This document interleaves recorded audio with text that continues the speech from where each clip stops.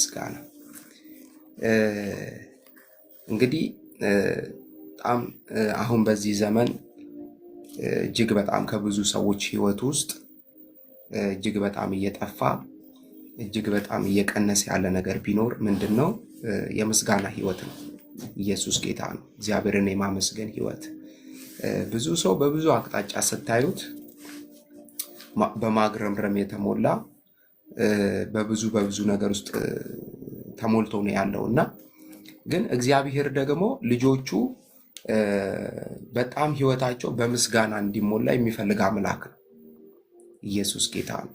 ህይወታቸው በምስጋና እንዲሞላ የሚፈልግ አምላክ ነው የኛ አምላክ። እግዚአብሔር በሚያግረምርሙ ሰዎች ተደስቶም አያቅም፣ ሊደሰትም አይችልም። እግዚአብሔር በሚያግረመርሙ እግዚአብሔር በሆነውም ባልሆነውም ነገር እያለቃቀሱ ዘመናቸውን በሚጨርሱ ሰዎች እግዚአብሔር የሚደሰት አምላክ አይደለም። እግዚአብሔር በማን ነው የሚደሰተው ካለን በሚያመሰግኑ ሰዎች እግዚአብሔር ይደሰታል። ሰማይ በምን ይደሰታል ካለን በሚያመሰግኑ ሰዎች ሰማይ ይደሰታል። ክብር ለኢየሱስ ክርስቶስ ይሁን። በሁለተኛ ጢሞቴዎስ ምዕራፍ 3 ከቁጥር 1 እስከ 2 ላይ ባለው እንደዚህ የሚል የእግዚአብሔር ቃል አለ። ሁለተኛ ጢሞቴዎስ ምዕራፍ 3 ቁጥር 1 እና ቁጥር 2 ላይ ነገር ግን በመጨረሻው ቀን የሚያስጨንቅ ዘመን እንዲመጣ ይህንን እወቅ ይለውና ለጢሞቴዎስ ኢቫንጀሊስት ሚውት ብታረግልን።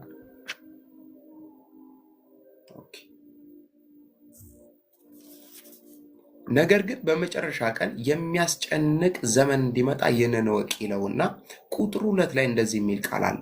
ሰዎች ራሳቸውን የሚወዱ ይሆናሉ፣ ገንዘብን የሚወዱ፣ ትምክተኞች፣ ትዕቢተኞች፣ ተሳዳቢዎች፣ ለወላጆቻቸው የማይታዘዙ ይልና ከዛ ቀጥሎ እንደዚህ የሚል ቃል አለ፣ የማያመሰግኑ። አሜን ነው። ምንድናቸው? የማያመሰግኑ። እነዚህ ሰዎች መች ነው የሚገለጡት አለ ለጢሞቴዎስ ጳውሎስ? በመጨረሻው ዘመን።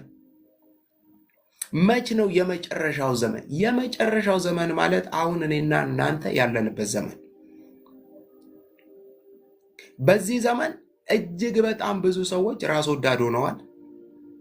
እጅግ በጣም ብዙ ሰዎች ገንዘብ ወዳጅ ሆነዋል። እጅግ በጣም ብዙ ሰዎች ትምክተኞች ሆነዋል። እጅግ በጣም ብዙ ሰዎች ትዕቢተኞች ሆነዋል። እጅግ በጣም ብዙ ሰዎች የማይታዘዙ ሆነዋል። እጅግ በጣም የሚያስገርመውና የሚያሳዝነው ነገር ደግሞ ምንድነው? እጅግ በጣም ብዙ ሰዎች ደግሞ የማያመሰግኑ ሆነዋል።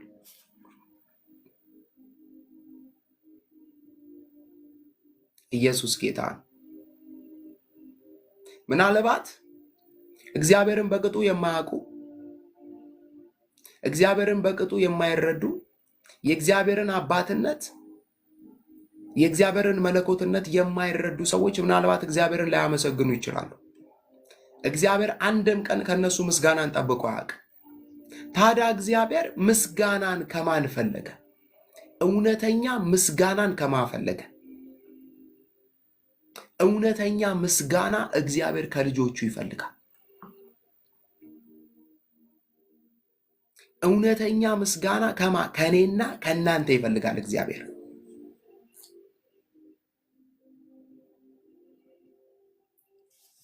ራሳቸውን የሚወዱ ሰዎች በበዙበት ዓለም ላይ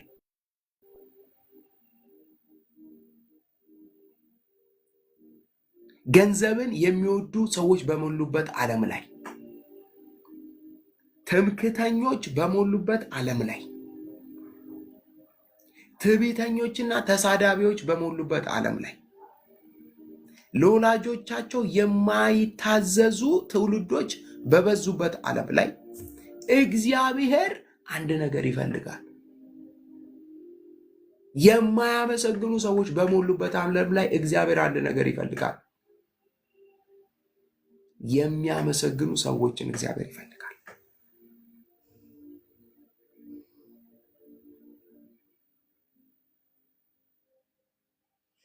ክብር ለእግዚአብሔር ይሁን። እግዚአብሔር እውነተኛ ምስጋናን ይፈልጋል። ኢሳይያስ መጽሐፍ ላይ አይደል የሚለው? ይህ ሕዝብ አለ በከንፈሩ ያከብረኛል፣ ልቡ ግን ከኔ የራቀ ነዋል። እግዚአብሔር ምን ይህ ሕዝብ በከንፈሩ ያከብረኛል፣ ልቡ ግን ከእኔ የራቀ ነው።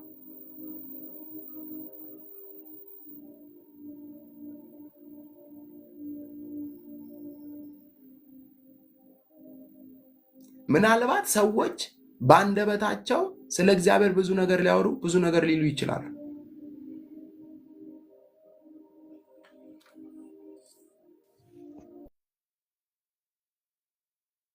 እሱን አይደለም የሚፈልገው።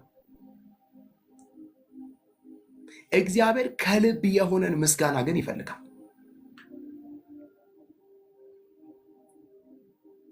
አያችሁ፣ በመጨረሻው ዘመን እጅግ በጣም ከሚያሳዝኑ ነገሮች አንዱ ብዙ ሰዎች የማያመሰግኑ ይሆናሉ። አድርጋችሁላቸው የማያመሰግኑ፣ የሆነ ነገር የማያመሰግኑ፣ የማይረኩ፣ ቴንኪው ለማለት አመሰግናለሁ ለማለት ጉሮሯቸው የሚተናነቃቸው በጣም ብዙ ትውልድ በዚህ ዘመን ተፈጥረዋል።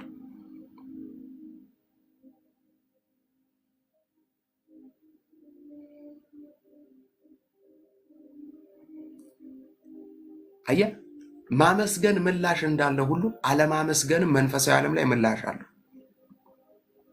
በደንብ ዛሬ ትንሽ እናየዋለን ይህን ክፍል። ማመስገን መንፈሳዊ ዓለም ላይ ምላሽ እንዳለው አለማመስገንም ምላሽ አለው። ክብር ለኢየሱስ ክርስቶስ ይሁን። ምክንያቱም ማግረምረም ወይም ማግረምረም የሚባለው ነገር ጋይዝ፣ ማግረምረም የሚባለው ነገር አንድ ክርስቲያን በእግዚአብሔር ያለማመኑ ምልክት ነው። ወባ ሲይዛችሁ እንደሚያንቀጠቅጣችሁ ምልክቱ እንደሆነ ሁሉ ማግረምረም በእግዚአብሔር ያለመታመናችሁ፣ በእግዚአብሔር ያለመደገፋችሁ ማሳያና ምልክት ነው። ኢየሱስ ጌታ። ምስጋና ከህይወታችን ሲጠፋ፣ ምስጋና ከህይወታችን ሲቀንስ ያለማመን መንገድ ውስጥ ያለማመን ጉዞ ውስጥ ገብተናል።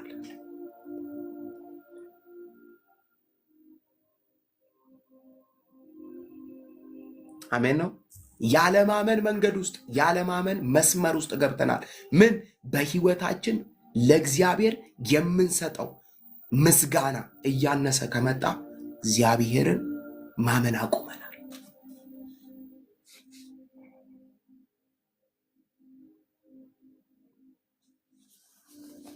ኢየሱስ ጌታ ነው። አያችሁ፣ ምስጋና ማለት እምነትን በተግባር መግለጥ ማለት ነው። ምስጋና ማለት እምነትን በተግባር መግለጥ፣ እግዚአብሔር በተናገረው፣ እግዚአብሔር ባለው፣ እግዚአብሔር በሰራው፣ እግዚአብሔር በህይወታችን ባደረገልን ነገሮች በጠቅላላ ለእግዚአብሔር በምስጋና ዕውቅናን ስንሰጥ እግዚአብሔርን የማመናችን ማረጋገጫ ነው። እግዚአብሔርን እንዴት ነው ማምነው? ስታመሰግኝ። እግዚአብሔር እንዴት ነው የሚታመነው በህይወቴ? ስታመሰግኝ። ምስጋና። ክብር ለኢየሱስ ክርስቶስ ይሁን። አየህ፣ በመጨረሻ ዘመን ከሚሆኑ ነገሮች አንዱ ሰዎች አያመሰግኑ።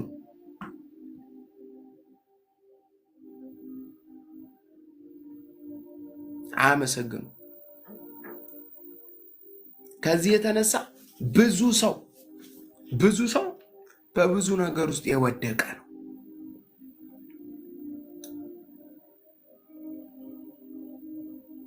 ሰው በብዙ አቅጣጫ ማግረምረም፣ በፖለቲካው ሲያግረመርም ነው የምታገኙ። በኑሮ ሲያግረመርም ነው የምታገኙ።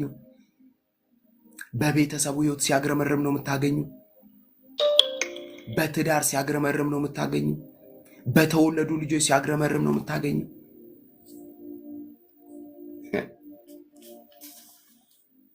እግዚአብሔር ግን ልጆቹ እንደዛ እንዲሆኑ አይፈልግም።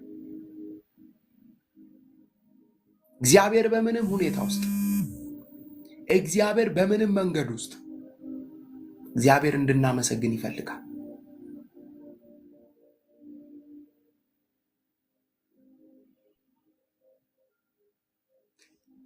እግዚአብሔርን ማመስገን ማለት እግዚአብሔር ነገሬን ተሰራዋለህ ማለት ነው። እግዚአብሔርን ማመስገን ማለት እግዚአብሔርን ከገጠመኝ ነገር በላይ አንተ ትልቅ ነህ ማለት ነው።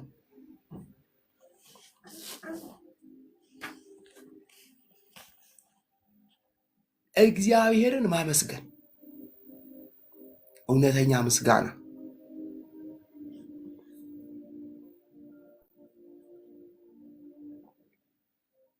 ክብር ለእግዚአብሔር ይሁን። ታስታውሱ እንደሆነ መጽሐፍ ቅዱስ በዮሐንስ ወንጌል ምዕራፍ 11 ላይ ጌታ ኢየሱስ ክርስቶስ እና አልዓዛር ቤት መጣና አልዓዛር ከሞተ በኋላ ተቀብሮ 4 ቀን ከሆነ በኋላ መጣና አልዓዛርን የት ነው ያኖራችሁት አለ። በደንብ ስሙ እና ብለው ይዘውት ሄዱና መጽሐፍ ቅዱስ ምን እንደሚል ታውቃላችሁ? ጌታ ኢየሱስ ክርስቶስም በአልዓዛር መቃብር ደጃፍ ቆመና አመሰገነ።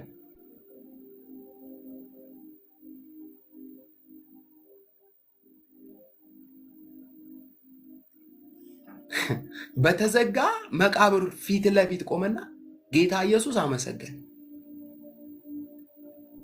አየ እውነተኛ ምስጋና ምንም ነገር አያስቆመው።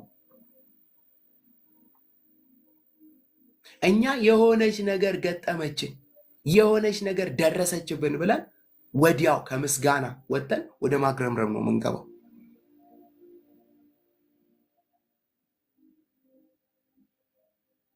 ክብር ለኢየሱስ ይሁን። አየ አልዓዛር ግን ኢየሱስ ግን አልዓዛር ከሞተበት የመቃብር ደጃፍ ፊት ለፊት ቆሞ እግዚአብሔርን አመሰገነ፣ እግዚአብሔርን ባረከ። ክብር ለኢየሱስ ይሁን። ምስጋና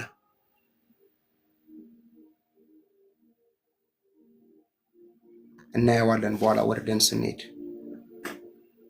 እግዚአብሔርን አመሰግናለሁ የሚል ሰው ምን እያለ ነው? ወይም ደግሞ እግዚአብሔርን የሚያመሰግን ሰው ምን እያለ ነው? እግዚአብሔርን የሚያመሰግን ሰው ምን እያለ ነው?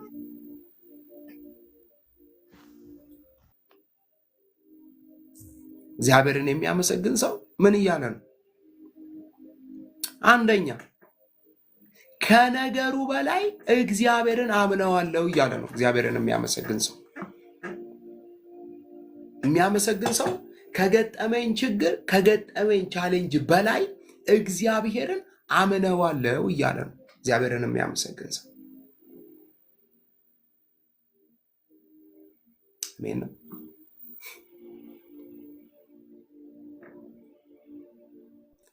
ሃሌሉያ። የሚያመሰግን ሰው ቴንኪዩ ሙዬ። ድንጋዩንም አነሱት። ኢየሱስም ዓይኖቹን ወደ ላይ አንስቶ አባት ሆይ ስለሰማኸኝ አመሰግንሃለሁ ብሎ ጸለየ። ኢየሱስ ጌታ ነው። አባት ሆይ ስለሰማኸኝ አመሰግንሃለሁ ማለት ኢየሱስ ስለ አልዓዛር ሞት አላስደነገጠው።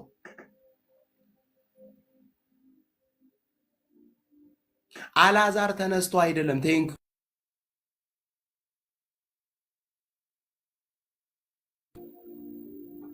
እውነተኛ ምስጋና ማለት ይውላችሁ፣ እውነተኛ ምስጋና ማለት ቻሌንጅ ውስጥ ሆናችሁ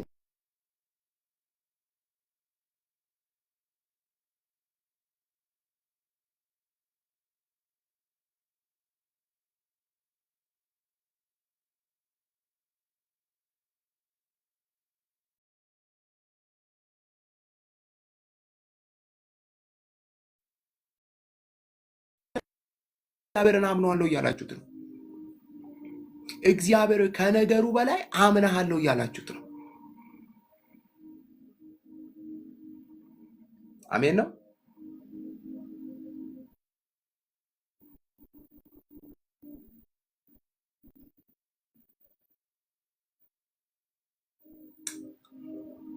ነገር በላይ እግዚአብሔርን አምናሃለው እያላችሁት ነው። እግዚአብሔር ኢየሱስ ሕይወቱ በምስጋና የተሞላ ስለሆነ ሁልጊዜ ከአባቱ ጋር ሲገናኝ በምስጋና ስለሆነ የሚገናኙት ምንም ነገር ፊት ለፊቱ መጥቶ ቢቆም አያስፈራው።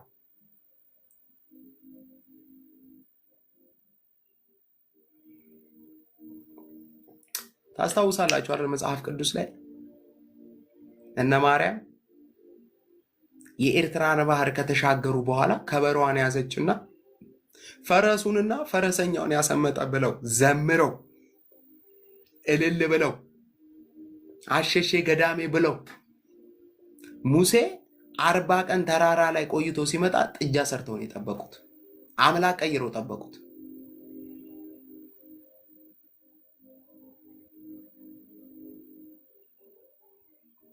ከባህሩ በፊት ማንም ይዘምራል።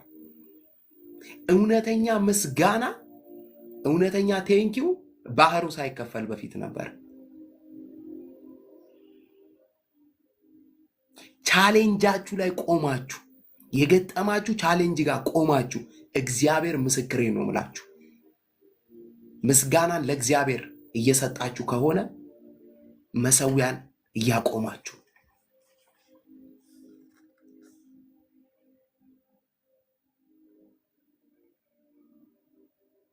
ብያችኋለሁ። ማንም ተደርጎለት ያመሰግናል። ማንም የልቡ ሞልቶለት ያመሰግናል። እኔ እያወራሁት ያለሁት ስለሱ ምስጋና ሳይሆን ስለ እውነተኛው ምስጋና። እውነተኛ ምስጋና በሽታው እያለ ማጣቱ እያለ ተቃዋሚዎቻችሁ እያሉ ቤተሰባችሁ ውስጥ የገጠማችሁ አንዳንድ ቻሌንጆችና ፈተናዎች እያሉ በዛ ውስጥ ሆናችሁ እግዚአብሔርን ማመስገን እሱ እውነተኛ ምስጋና ይባላል። እዛ ውስጥ ሆናችሁ ስታመሰግኑት ምን እያላችሁ መሰላችሁ? ከገጠመኝ ችግር በላይ እግዚአብሔርን አምነዋለሁ እያላችሁ ነው።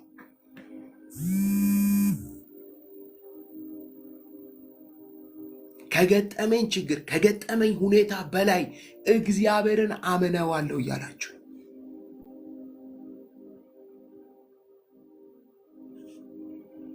ክብር ለኢየሱስ ክርስቶስ ይሁን።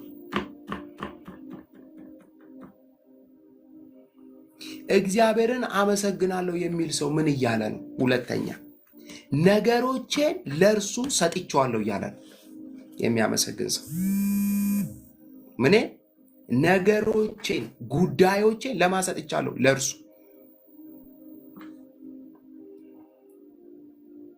ቤቴን ለእርሱ፣ ልጆቼን ለእርሱ፣ ስራዬን ለእርሱ፣ አገልግሎቴን ለእርሱ ሰጥቻለሁ። በምስጋና የተሞላ ሰው ካያችሁ ወይም ደግሞ እኔ እግዚአብሔርን እያመሰገንኩ ነው የሚል ሰው ምን እያደረገ መሰላችሁ? ነገሮቼን ሁሉ ለሚሸከመው አሳልፌ እየሰጠው ነው እያለ። የሚያግረመርም ሰውስ አንተ ነገሬን ልትሸከም አትችልም እያለ ነው እግዚአብሔር። አንዳንድ ሰው አይገርማችሁ? አይን አለክ ይላል እኮ እግዚአብሔር። ለሱ 2 አምፖልም ያህል አይን ገጥሞለት እርሱ አይን አለክ ይለዋል እግዚአብሔር። ግን ታያለክ ይላል። 2 ሳህንም ያህል ጆሮ ተሰጥቶት እውነት ግን ትሰማለህ ይላል እግዚአብሔር።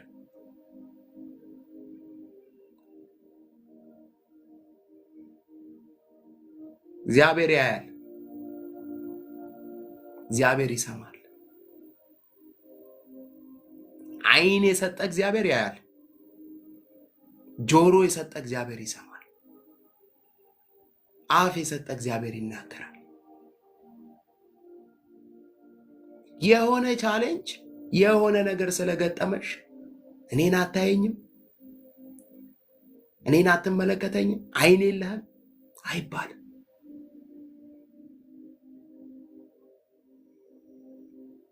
አይባልም። እግዚአብሔር አይባልም እግዚአብሔር።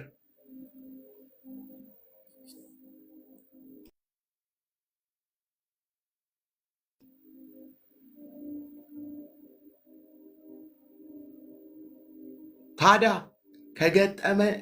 በገጠመን ነገር ውስጥ ሆነን ግን ድል ያለው እዛ ውስጥ ስለሆነ፣ ስኬት ያለው እዛ ውስጥ ስለሆነ እኛ ማድረግ የሚገባን ነገር እግዚአብሔርን ማመስገን። ዛሬ በምስጋና በኢየሱስም ተሞልተን ነው የምንወጣው። እግዚአብሔር ምስክር ነው።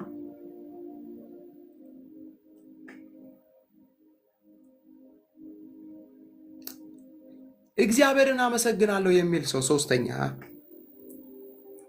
እግዚአብሔርን አመሰግናለሁ የሚል ሰው ምን እያለ እንደሆነ ታውቃላችሁ? የከበበኝን ነገር ጥሼ እወጣለሁ እያለ ነው።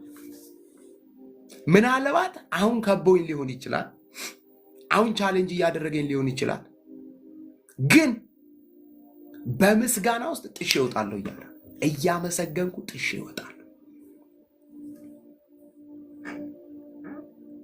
እግዚአብሔር ምስክሬ፣ ጠላትም የማይችለው ሰውም የማይችለው ምን አይነት ሰው እንደሆነ ታውቃላችሁ? የሚያመሰግንን ሰው አትችሉት። በፍጹም አጥሉት፣ አታስቆሙትም። እግዚአብሔርን የሚያመሰግንን ሰው ከምታስቆሙ በእውነት ነው የምላችሁ፣ እግዚአብሔር ዘመን ቢቆም ይቀለዋል። የሚያመሰግንን ሰው አታስቆሙት።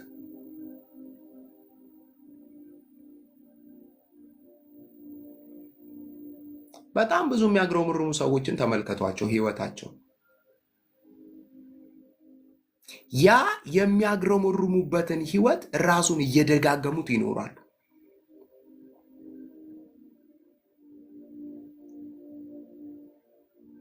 አንዳንዱ እኮ በማያገባው እየገባ ነው የሚያግረመርመው።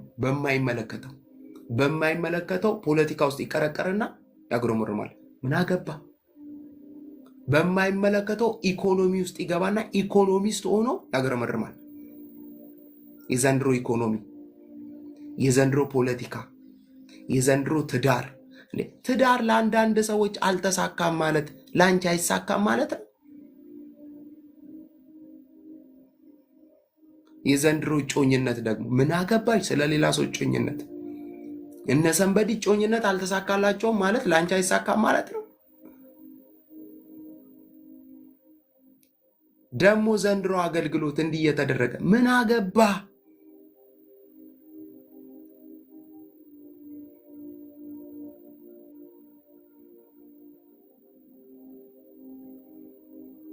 ኢየሱስ ጌታ ነው። አየህ፣ አንዳንድ ሰው እኮ የማግረምረም መስመር ውስጥ የገባው የማልቀስ መስመር ውስጥ የገባው ራሱ መርጦ ነው። እግዚአብሔር መርጦለት ሳይሆን ራሱ መርጦ። ከማግረምረም ብቸኛ መውጫው መሳሪያ ማመስገን ይባላል። ከምሬት ብቸኛ መውጫው መሳሪያ ትንቢት አይደለም፣ ጸሎት አይደለም። ብቸኛ መውጫው መሳሪያ ምስጋና ይባላል።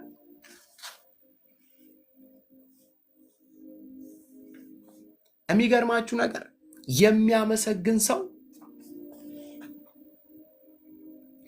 የማይለወጡ የሚመስሉ ሁኔታዎችን መለወጥ ይችላል። አሜን ነው።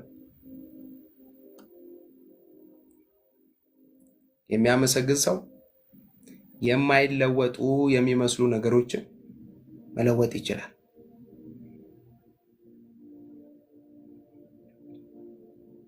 ኢየሱስ ክርስቶስ ጌታ ነው። ሃሌሉያ።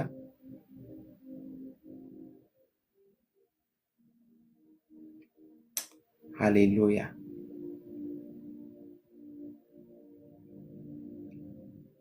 ሃሌሉያ።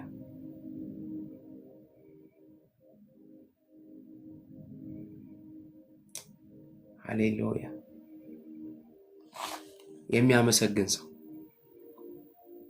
የሚያመሰግን ሰው የማይለወጡ ሁኔታዎችን እግዚአብሔር ምስክሬን እርሱ ጋር ሲመጡ ይለወጣሉ።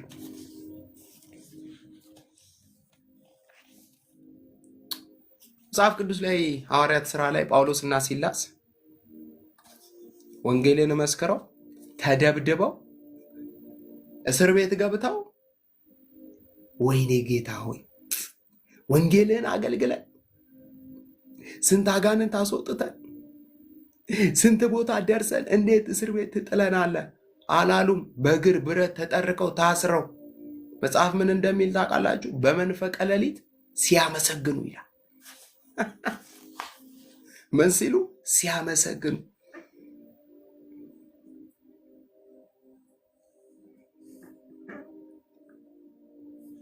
አንቺ ቪዛ ቀረብኝ ብለሽ ታለቃቅሻለሽ። እጮኝነቴ ጀምሬ ከግብ አልደረሰም ብለሽ ታለቅሻለሽ። ቀኑን ሙሉ ወንጌል ሲሰብኩ ውለው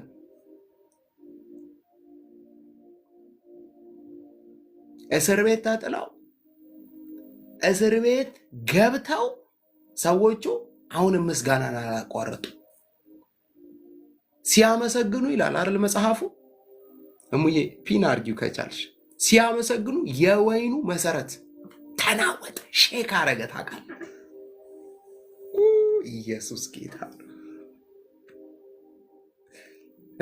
ሐዋርያት ሥራ 16 ኢየሱስ ጌታ ነው። ሐዋርያት ሥራ 16 እናነበዋለን። ይሄ አላመሰግንም ለሚል ሰው ጠዋት አንድ ይሰጠዋል፣ ከሰዓት አንድ ይሰጠዋል። ኢየሱስ ጌታ ነው።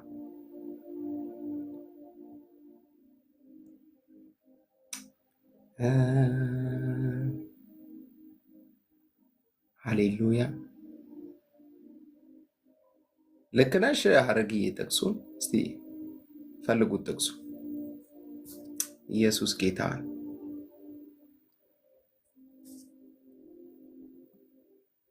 ኢየሱስ ጌታ ነው። ያገኘው ሰው አንድ ቁጥር ይጻፍልኝ፣ ያነብልኛል። ይሄንን ጥቅስ ፈልገዋለሁ። የሚያመሰግን ሰው ሁኔታዎችን መለወጥ ይችላል።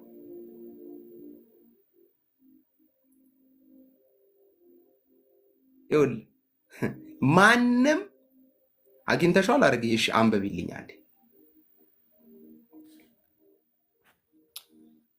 እኩለ ሌሊት አካባቢ ጳውሎስና ሲላስ እየጸለዩና እየዘመሩ እግዚአብሔርን ሲያመሰግኑ ነበር።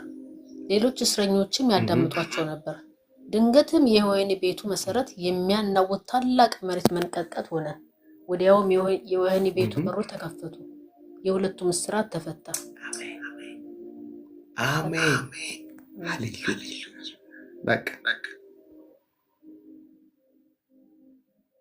ምን ሲል በመንፈቀ ሌሊት ሲዘምሩ እግዚአብሔርን ሲያመሰግኑ የወይኑ መሰረት ተናወጠ። የወይኑ በሮች ሁሉ ምን አሉ? ተከፈቱ።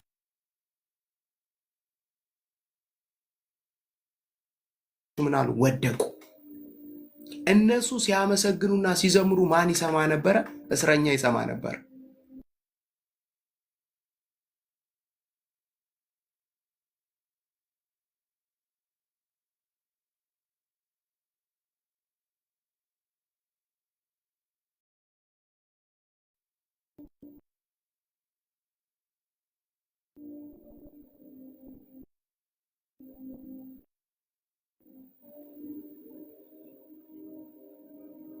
ሰዎች በምንድን ነው የሚያውቁ? ጳውሎስና ሲላስ እስር ቤት ውስጥ ገብተው ሰው ተደብድቦ ታስሮ በስንት ጋርድ እንዳይወጡ ተብለው እነዚህ ሰዎች ገብተው ምን እንደሚያደርጉ ታውቃላችሁ? አትሊስት ነገ እኮ ወይ ሊገደሉ ወይ ደግሞ እዛ እስር ቤት ውስጥ ማቀው ሊጨርሱ ይሆናል። የሚገርማችሁ እነሱ ነገ ስለሚገጥማቸው ነገር አልነበረም ሲያሳስባቸው የነበረው። በዛ ምሽት ነቅተው እግዚአብሔርን ያመሰግኑት ነበር። ልክ እግዚአብሔርን ማመስገን ሲጀምሩ የወይኒው መሰረት ተናወጠ። እነሱ ሲያመሰግኑ ብዙዎች ይሰሟቸው ነበር። በሮች ምን አሉ? ተከፈቱ። እጆቻቸውና እግሮቻቸው ላይ የነበሩ ሰንሰለቶች ምን አሉ? ወደቁ። አየህ፣ የሚያመሰግን ሰው አይለወጥም የተባሉ ሁኔታዎችን ይለውጣል። ሊቀየሩ አይችሉም የተባሉ ነገሮች እሱ ጋር ይመጣና ይቀየራል። አንዳንዱ በሽታ እኮ አልሄድ ያለ ለምን እንደሆነ ታውቃላችሁ? አናመሰግን።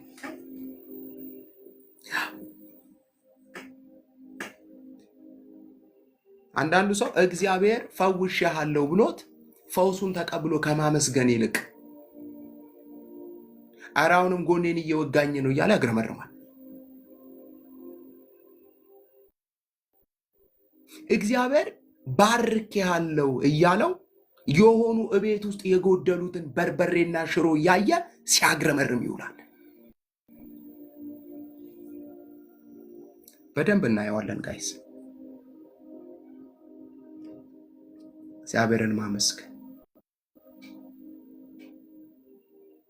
እግዚአብሔርን ማመስገን ማግረምረም ማለት ባለሁበት ሁኔታ ልቀጥል ማለት ነው። ያግረምራሚ ህይወት አላመስጋኝነት ባለሁበት ኢንቫይሮንመንት እዛው ተቀምጬ ዘመኔን ልጨርስ ማለት ነው። አየ ጳውሎስና ሲላስ ነገር በትግል ሳይሆን ነገር በምስጋና እንደሚቀየርና እንደሚለወጥ ገብቷቸዋል።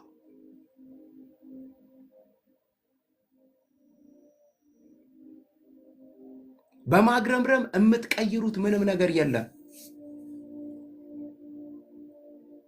በመነጫነጭ የምትቀይሩት ነገር የለም። በማለቃቀስ የምትቀይሩት ነገር የለም። በምን እንደምትቀይሩ ታውቃላችሁ? በምስጋና። እግዚአብሔር ምስክሬ ነው። ከቤታችሁ አልወጣ ያለ ድሪቶ የምታስወጡት በምስጋና ነው። ከቤታችሁ አልንከባለል ያለ የሆነ ነገር አለ። ይኸው እግዚአብሔር ምስክሬን፣ ስታመሰግኑ እየተጠቀለለ ይወጣል።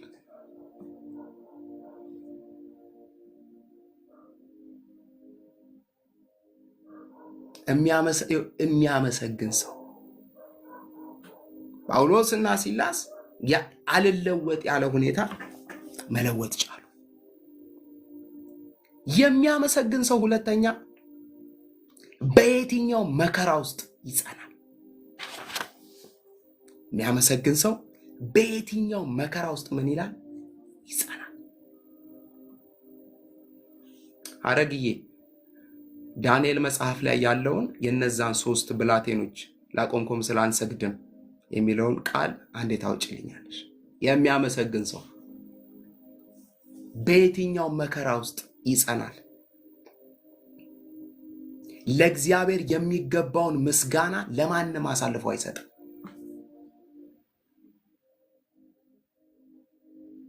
አሜን ነው። ለእግዚአብሔር የሚገባውን ምስጋና ለማንም አሳልፎ አይሰጥም።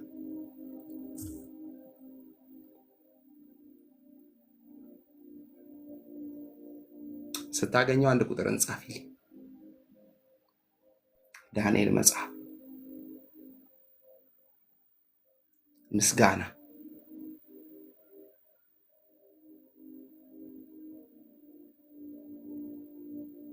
ምስጋና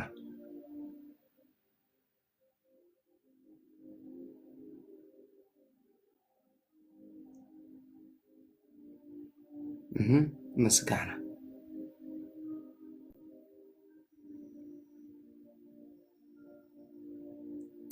ከቁጥር 14 ጀምሮ ታነቢዋለሽ ካገኘሽ። ምዕራፍ 3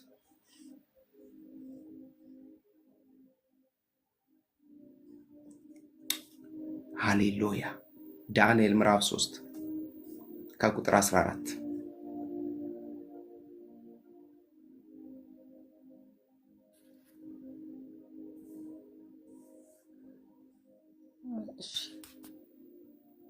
አንብቢ።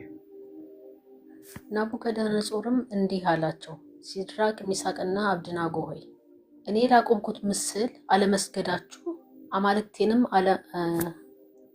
አለማገልገላችሁ እውን ነውን? አሁንም ቢሆን የመለከቱን፣ የእምቢልታውን፣ የመሰንቆውን፣ የክራሩን፣ የበገናውን፣ የዋሽንቱን፣ የዘፈኑን ሁሉ ድምፅ ስትሰሙ እኔ ላቆምኩት የወርቅ ምስል ተደፍታችሁ ለመስገድ ዝግጁ ከሆናችሁ መልካም፣ ባትሰግዱለት ግን ወዲያውኑ ወደሚንበለበለው እቶን እሳት ውስጥ ትጣላላችሁ። ታዲያ ከእጄ ሊያድናችሁ የሚችል አምላክ ማን ነው? ሲድራቅ ሚሳቅና አብድናጎ ለንጉሱ እንዲህ ብለው መለሱ። ናቡከደነጾር ሆይ በዚህ ጉዳይ ላይ ስለ ራሳችን መልስ መስጠት አያስፈልገንም። ንጉሥ ሆይ በሚንበለበለው የእቶኑ እሳት ውስጥ ብንጣል የምናመልከው አምላክ ሊያድነን ይችላል፣ ከእጅህም ያድነናል። ነገር ግን ንጉሥ ሆይ ባያድነንም እንኳ አማልክትን እንደማናገለግል ላቆምከው የወርቅ ምስል እንደማንሰግድ እወቅ።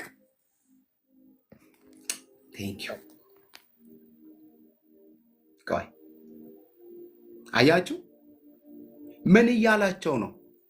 እኔ ላቆምኩት ምስል ወርሺፕ አድርጉ፣ እሱን አመስግኑ። እነሱ ደግሞ ምስጋና የሚገባው አንድ አለ።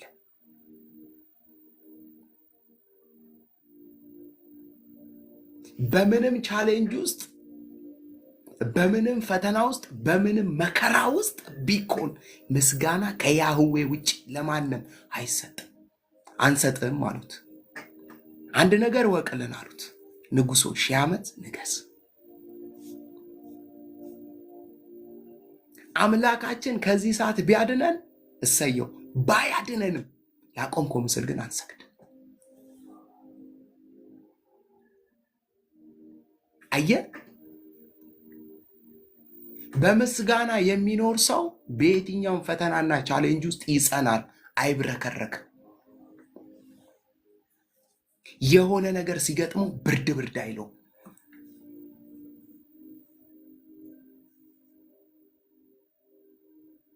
ጠዋት አመስግኖ ማታ ሲደብረው አታገኝ። አሜን ነው የሚያመሰግን ሰው፣ የሚያመሰግን ሰው፣ የሚያመሰግን ሰው፣ የሚያመሰግን ሰው። ድልህ ያለው ምስጋና ውስጥ ነው። ድልሽ ያለው ምስጋናሽ ውስጥ ነው። መከናወንሽ ያለው ምስጋናሽ ውስጥ ነው። ኃይልሽ ያለው ምስጋናሽ ውስጥ ነው። አሜን ነው። ምስጋና ፈውስሽ ያለው ምስጋናሽ ውስጥ ነው።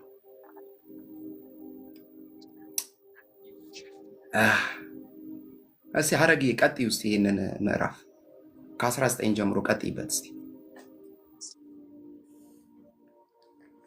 ከዚያም ናቡከደነጾር በሲድራቅና በሚሳቅና በአብደናጎ እጅግ ተቆጣ፣ ፊቱም ተለወጠባቸው። የእቶኑ እሳትም ቀደም ሲል ከነበረው 7 እጥፍ ተደርጎ እንዲነድ አዘዘ። ተቀጥል ከሰራዊቱም ብርቱ የሆኑት ጥቂት ወታደሮች ሲድራቅን ሚሳቅንና አብደናጎን አስረው ወደሚንበለበለው የእቶን እሳት ውስጥ እንዲጥሏቸው አዘዘ። እርሱም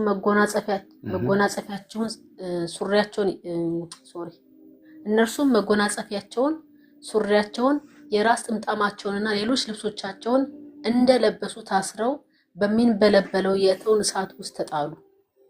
የንጉሱ ትእዛዝ አስቸኳይ ስለነበርና የእቶኑም እሳት እጅግ ስለነደደ የእሳቱ ወላፈን ሲድራቅን ሚሳቅንና አብደናጎን ወስደው የጣሏቸውን ወታደሮች ገደላቸው። 3ቱ ሰዎች ግን ተጠፍረው እንደታሰሩ በሚንበለበለው የእቶን እሳት ውስጥ ወደቁ። ከዚያ በኋላ ንጉሱ ናቡከደነጾር በአድናቆት ከተቀመጠበት ዘሎ በመነሳት አማካሪዎቹን አስረን በእሳቱ ውስጥ የጣልናቸው ሰዎች 3 አልነበሩምን ሲል ጠየቀ። እነርሱም ንጉሥ ሆይ እውነት ነው አሉ። እርሱም እነሆ ያልታሰሩና ያልተጎዱ 4 ሰዎች በእሳቱ ውስጥ ሲመላለሱ አያለው፣ 4ተኛው የአማልክት ልጅ ይመስላል አላቸው። ኢየሱስ ጌታ ነው። ኢየሱስ ጌታ አሜን። እሺ ቀጥይ 26 አንብቢልኝ። ናቡከደነፆርም ወደሚነደው የእቶን እሳት በር ቀረብ ብሎ ከፍ ባለ ድምፅ እናንተ የልዑል አምላክ አገልጋዮች ሲድራቅና ሚሳቅና አብደናጎ ኑ ወደዚህ ነው አላቸው። ስለዚህ ሲድራቅና ሚሳቅ አብደናጎ ከእሳቱ ወጡ። እሺ ቀጥይ 27 መኳንንቱ፣ ሹማምንቱ፣ አገረ ገዦችና የቤተ መንግስት አማካሪዎችም በዙሪያቸው ተሰበሰቡ። እነርሱም እሳቱ ሰውነታቸውን እንዳልጎዳ ከራሳቸውም ጠጉር አንዲቷ እንኳን እንዳልተቃጠለች አዩ። የመጎናጸፊያቸው መልክ አልተለወጠም፣ የእሳትም ሽታ ከላያቸው አልነበረም። ከዚያም ናቡከደነፆር እንዲህ አለ፣ መልአኩን ልኮ አገልጋዮቹን ያዳነ የሲድራቅ የሚሳቅና የአብደናጎ አምላክ ይባረክ። በእርሱም በመታመን የንጉሥን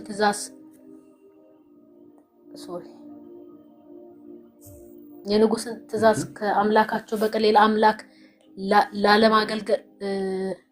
ለማገልገልም ሆነ ለእርሱ ለመስገድ ፈቃደኛ ባለመሆን ሕይወታቸውን አሳልፈው ሰጥተዋልና፣ ስለዚህ እንደዚህ የሚያድን ሌላ አምላክ የለምና በሲድራቅና በሚሳቅ በአብደናጎ አምላክ ላይ ማናቸውም ቃል የሚናገር ሕዝቦች ሆኑ ልዩ ልዩ ቋንቋ የሚናገሩ ሁሉ ይቆራረጣሉ፣ ቤታቸውም የፍርስራሽ ክምር ይሆናል ብዬ አዝዣለሁ። ኢየሱስ ጌታ ወርሽ አንድ የመጽሐፍ ቅዱስ ትርጉም ላይ ምን እንደሚል ታውቃላችሁ?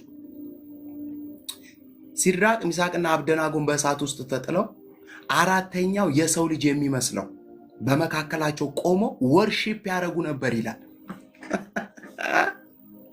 ምን ይሉ ነበር? እሳት ውስጥ ሆነው ወርሺፕ ያደረጉ ነበር፣ ያመሰግኑ ነበር። የሚገርማቸው ላችሁ እዚህ ጋር አንድ ነገር ልበላችሁ። እሳት ውስጥ አምጥተው እነዚህን 3 ብላቴኖችን ሲጥሉ እሳቱ የሚጥሉትን ሰዎች አያውቃቸው፣ የሚጣሉትን ልጆች ግን ያውቃል። የሚጥሉትን ሰዎች አቃጠለና ገደላቸው በወላፈኑ። አየ የሚመጡትን ሰዎች ተነግሮታል። አመስጋኝ ናቸው፣ ወርሺፐር ናቸው፣ እንዳትነካቸው ተብሏል። እነዛ አይታወቁም ከየት ወገን እንደመጡ። እሳቱ በላቸው። ሲወጡ ምን እንደሆነ ምንድን ያለው? ሲወጡ የፀጉራቸው እንኳን አልተቃጠለም፣ ልብሳቸው እንኳን እሳት አይሸትም ነበር፣ ጭስ አይሸትም ነበር። አየ ስታመሰግን አንተ እግዚአብሔርን ስትባረክ እግዚአብሔር ይጠነቀቅልሃል፣ እግዚአብሔር ይጠነቀቅልሻል።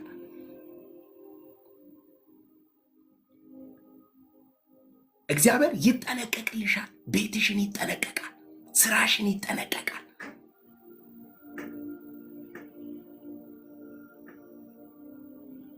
ኢየሱስ ጌታ ነው። አየ የሚያመሰግን ሰው የሆነ ነገር ሲገጥመው አይፈራም። ለምን መሰላችሁ? አንዳንድ ጉዳዮችን አይተን ብርክ ያላለን አብሮ እግዚአብሔር አለ። ዳዊት አይደለ መዝሙር ላይ ሐረግ ኢየሱስን ፒን አርጊልኝ ከቻልሽ ምስጋና የሚገባውን እግዚአብሔርን እጠራለሁ አለ ዳዊት። ከዛስ ከጠላቶቼ ደግሞ እድናለሁ አለ። ማን ምስጋና የሚገባውን ማንን እጠራለሁ? እግዚአብሔርን እጠራለሁ። ጠላቶች ሲሰበሰቡብኝ፣ አስቸጋሪ የሆኑ ቻሌንጆች ሲሰበሰቡብኝ፣ የሆኑ ነገሮች መውጫ መግቢያ የጠፋ ሲመስለኝ ከዛ ወዲያው አለ ምስጋና የሚገባው እግዚአብሔርን በምስጋና እጠራዋለሁ አለ። ልክ እሱን ማመስገን ስጀምር አለ እግዚአብሔር ደግሞ በዛ ለኔ ማዳኑን ያሳየኛል አለ። ጠላቶቼ መበተን ይጀምራሉ አለ። ምስጋና የሚገባው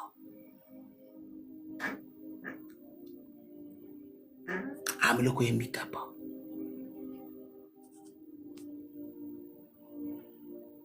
ኢየሱስ ጌታ ምስጋና። ተባረክልኝ ፋሬስ። የሚያመሰግን ሰው ጨጓራው ጤነኛ ነው እያላቸው እውነት ነው። በሳይንሱ ላይ ስትሄዱ በጣም እድሜያቸው ረጅም ነው የሚያመሰግኑ ሰዎች እድሜያቸው ረጅም ነው። በጣም ስኬታማ ናቸው፣ ደስተኛ ናቸው። እናየዋለን እየወረድ አየ የሚያመሰግን ሰው በየትኛውም መከራ ውስጥ ይጸናል። ለምን? የሚያመሰግነውን አካል ያውቃል። ባይዘዌ የምታመሰግኑትን አካል ስታውቁት ነው በጣም የምታመሰግኑት። አሜን ነው። ሰው እግዚአብሔርን ለምን እንደማያመሰግን ታውቃላችሁ? እግዚአብሔርን አያውቀው። ሰው ጌታን ለምን እንደማያመሰግን ታውቃላችሁ? ጌታን አያውቀውም። ስታቂው ነው የምታመሰግኙ። እነዚህ ሰዎች እሳት ውስጥ ጨምረን ከፈለገ ያድነን ከፈለገ አያድነን ያሉት አምላካቸውን ያውቁታል። እሳቱን እኮ 7 እጥፍ ነው አንድዱ ያለው ሰውየው ንጉሱ። 7 እጥፍ ደብል አድርጋችሁ 7 ጊዜ አድርጉታል። አይደለም እሳቱ ተጥለህበት ስትጠጋው የሚገል እሳት ነው የሆነው እሳቱ። አየ አሁን እውነተኛ ምስጋና ማለት እሳቱ ፊት ቆሞ ማመስገን። እሳቱ ፊት ትቆምና ወርሺፕ ትሰጣለህ።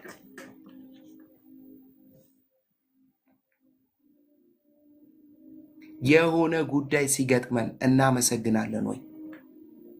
የሆነ ነገር ሲገጥመን ቀድመን እናመሰግናለን ወይ? ድሉ እሱ ውስጥ ነው ያለው። ማሸነፉ ያለው እሱ ውስጥ ነው።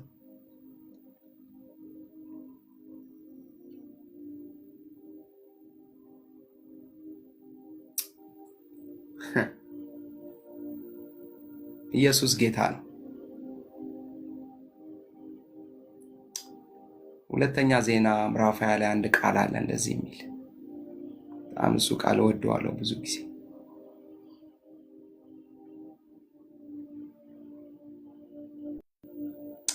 ሃሌሉያ።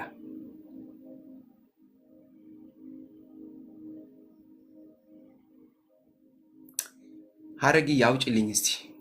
ሁለተኛ ዜና ምዕራፍ 20 ቁጥር 22 ላይ ምስጋና እግዚአብሔር ምስክሬን ዛሬም ያውላችሁ ድል ነው የምናደርገው። ክብር ለኢየሱስ ክርስቶስ ይሁን። ሁለተኛ ዜና ምዕራፍ 20 ቁጥር 22 አንብቢው።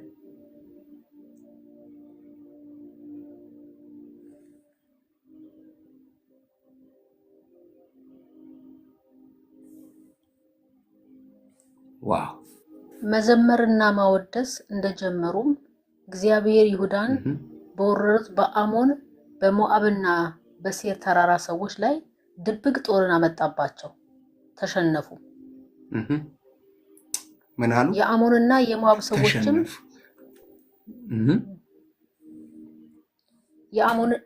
የአሞንና የሞዓብ ሰዎችም የሴርን ተራራ ሰዎች ለማጥፋትና ለመደምሰስ ተነሱባቸው። ከሴር የመጡትን ሰዎች ካጠፉ በኋላም እርስ በርሳቸው ተጠፋፉ። ኢየሱስ ጌታ ቴንክ ዩ። 54ቱ ላይ ደግሞ ምን እንደሚል ታውቃላችሁ? ዝማሬንና ምስጋናውን በጀመሩ ጊዜ ይላል። ዝማሬውንና ምስጋናውን በጀመሩ ጊዜ ይሁዳን ሊወጉ በመጡ በአሞንና በሞዓብ ልጆች በሴር ተራራ ሰዎች ላይ እግዚአብሔር ድብቅን ጦር አመጣባቸው ይልና እነርሱም ይላል ተመቱ። ኢየሱስ ክርስቶስ ለዘላለም ጌታ ነው። ምንን በጀመሩ ጊዜ? ዝማሬንና ምስጋናን በጀመሩ ጊዜ። አየ ምስጋናን ወርሺፕ ስትጀምር እግዚአብሔር ምስክሬን ነው የምልህ፣ የሆነ ሰፈር ያለውን ጠላትን እግዚአብሔር እንደ ቴኒስ ኳስ ይመታልሃል። ልክ ማመስገን ስትጀምር እንትን ሰፈር ያለውን ጠላትን እግዚአብሔር ከአፈር ጋር ይደባልቅልሃል።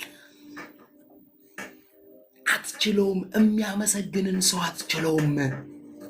ኢዮሳፍጥን ሊወጉት የመጡት አስብ፣ ከሞዓብ ከአሞን ከሴር ተራራ ሰዎች ተጠራርተው ነው የመጡት። 3 ነገስታት አንድ ንጉስ ሊወጉ ነው የመጡት። እግዚአብሔር ግን መጣና እንደዚህ አላቸው፣ ከናንተ የሚጠበቀው ማመስገን ብቻ ነው አላቸው።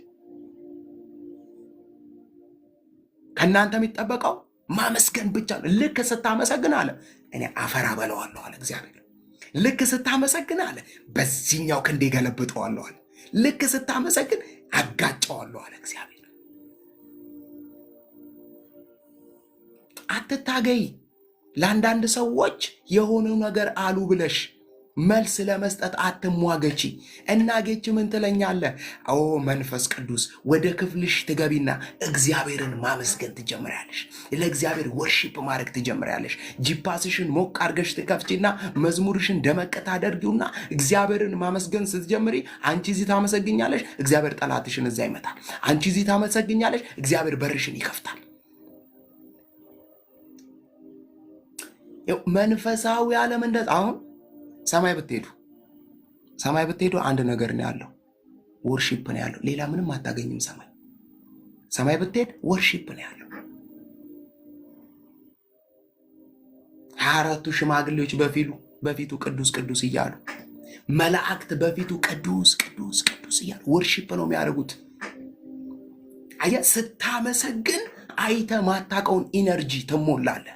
ስታመሰግኝ አይተሽ ማታቂው ኃይል ይገባብሻል ውስጥሽ።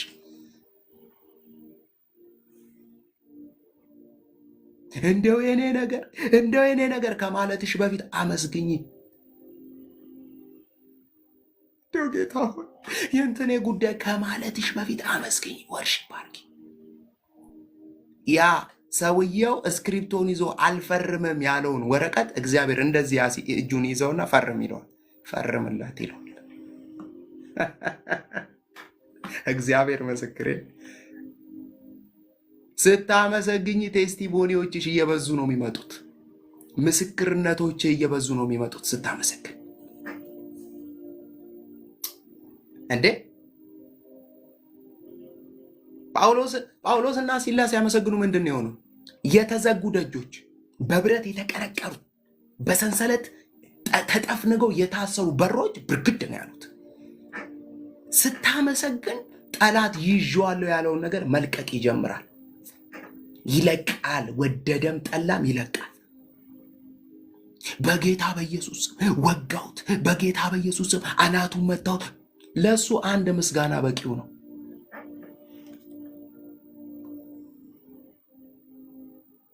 ስታመሰግኝ እግዚአብሔር በር እየከፈተ እንደሆነ፣ ስታመሰግኝ በረከቶችሽ እየተለቀቁ እንደሆነ፣ ስታመሰግኝ ቅባት እየወረደ እንደሆነ፣ ስታመሰግኝ ጸጋ እየተለቀቀ እንደሆነ፣ ስታመሰግኝ እሳቱ እየጠፋ እንደሆነ፣ ስታመሰግኝ በሰዎች ፊት ሞገስ እያገኘሽ እንደሆነ ብታቂ።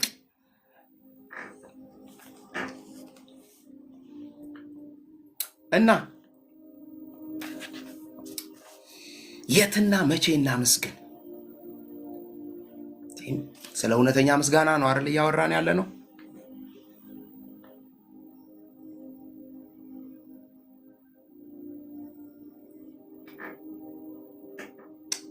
የአሜሪካን ዲቪ ወጥቶልኝ የምስጋና ፕሮግራም፣ እሱ ምስጋና አይደለም። ከዛ የሀገር ጥሬ ስጋ ደርድረ፣ እሱ ምስጋና አይደለም። ልጄን ወደ አውሮፓ ልልከው ነው፣ ዋካችሁን ጌታ፣ ኧረ እባክህ እባክህ፣ እሱ ምስጋና አይደለም። ምስጋና እውነተኛ ምስጋና ሳይሆን በፊት ነው። እውነተኛ ምስጋና ሳይሆን በፊት፣ እውነተኛ ምስጋና ቅባት ከመገለጡ በፊት፣ እውነተኛ ምስጋና ያ ቅባት ከመምጣቱ በፊት።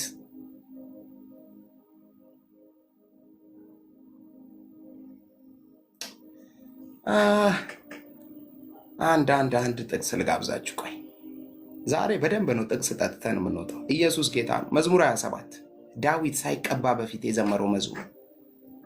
ዳዊት ሳይቀባ በፊት እንደዚህ አለ። ቁጥር 1 ላይ ቅባት ሳይወርድበት በፊት እንደዚህ አለ፣ እግዚአብሔር ብርሃኔና መድኃኒቴ ነው፣ የሚያስፈራኝ ማን ነው? እግዚአብሔር የሕይወቴ መታመኛዋ ነው፣ የሚያስደነግጠኝ ማን ነው? ክፎች አስጨናቂዎቼ ጠላቶቼ ሥጋዬን ይበሉ ዘንድ በቀረቡ ጊዜ እነርሱ ተሰናከሉ ወደቁ።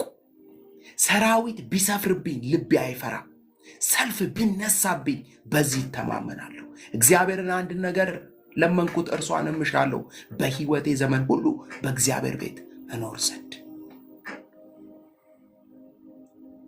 ይሄንን ዝማሬ የዘመረው ዳዊት ቤተ መንግሥት ከመግባቱ በፊት፣ ጎልያድን ከመጣሉ በፊት፣ በጎች እር ክስ እያለ በሚጠብቅበት ዘመን የዘመረው ዝማሬ ነው። አየህ፣ ይሄ ዝማሬ ሄዶ ሄዶ ሄዶ ሄዶ ቤተ መንግስት ገባ። እግዚአብሔር ብርሃኔና መድኃኒቴ። ነገሽ እንዲያምር ከፈለሽ እግዚአብሔር ምስክሬ ነው፣ ዛሬ አመስግኝ። ልጆችሽ ነጋቸው እንዲደምቅ ከፈለገ ዛሬ አመስግኝ። አይተሽ የማታቂው ስራና ቢዝነስ እጅሽ እንዲገባ ከፈለግሽ ዛሬ አመስግኝ። እውነተኛ ምስጋና ቦታና ጊዜ አይመርጥም። እውነተኛ ምስጋና ቦታና ጊዜ አይመርጥም። የሆነ ነገር እስኪደረግለት አይጠብቅም። እውነተኛ ምስጋና ተደረገም ያመሰግናል፣ አልተደረገም ያመሰግናል። ተሳካም ያመሰግናል፣ አልተሳካም ያመሰግናል። እውነተኛ ምስጋና ምድረ በዳ ላይም ይዘምራል፣ ለምለሙንም ላይ ይዘምራል።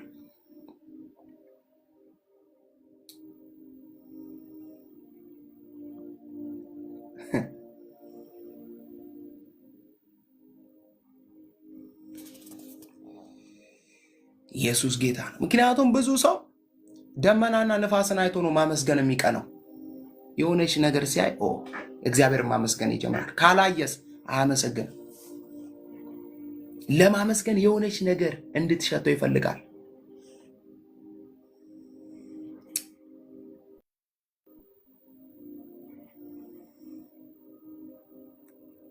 አሜን ነው። ታስታውሱ እንደሆነ ጌታ ኢየሱስ ክርስቶስ፣ በደንብ ስሙኝ እዚህ ጋር ጌታ ኢየሱስ ክርስቶስ 2 ዓሣና 5 እንጀራ ይዞ ምን አደረገ? አግሮመረመ? አላግረመረመ? ይህ ነገር ትንሽ ነው አላለም። አባት ሆይ ሃሌሉያ አመሰግናለን። አስብ፣ 12,000 ሰው ፊት ለፊት ተቀምጦ 5,000 ወንዶች ያልተቆጠሩ ሴቶች በትንሹ 12,000 ሰዎች ናቸው ተብሎ ይታመናል። እንግዲህ የተቀመጡት እዛ ቦታ ላይ 12,000 ሰው ዘርግቶ 2 ዓሣና 5 እንጀራ ይዞ አባቱ። አሁን ጨዋታው እዚህ ጋር ነው። ታመሰግናለህ ወይ ነው ጥያቄ። አንቺ ለማመስገን የግድ አካውንትሽ ላይ በሚሊዮን መግባት አለበት? ተይ እንጂ እናቴ ተይ እንዴ! አንቺ ለማመስገን የግድ አውሮፓ መሄድ አለብሽ ምናምን መሄድ አለብሽ? የለብሽም።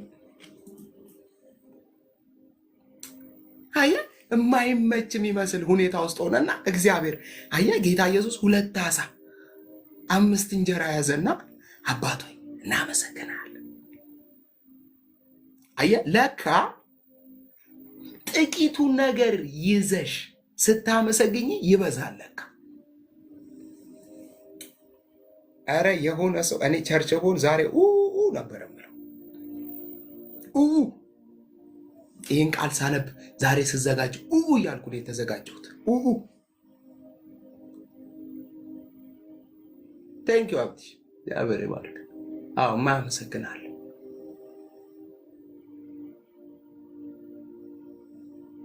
አሜን ነው። 2 ዓሣ 5 እንጀራ ያዘና አባቱ አመሰግናለሁ። አረ ይሄን ክፍል የሆነ ሰው ያውጣልኝ በጌታ ወይ ሙዬ ወይ አረግ ያውጡና 1 ቁጥር ጻፉልኝ። ይሄንን ክፍል እፈልገዋለሁ። ወይ ማቴዎስ ላይ ወይ ማርቆስ ላይ አለ። አይ ቲንክ ማቴዎስ ምዕራፍ 5 ላይ ይመስለኛል። ኢየሱስ ጌታ ነው። ማመስገን፣ በጥቂቱ ነገር ማመስገን፣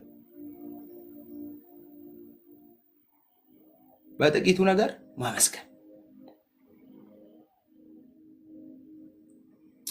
በጥቂቱ ነገር ማመስገን።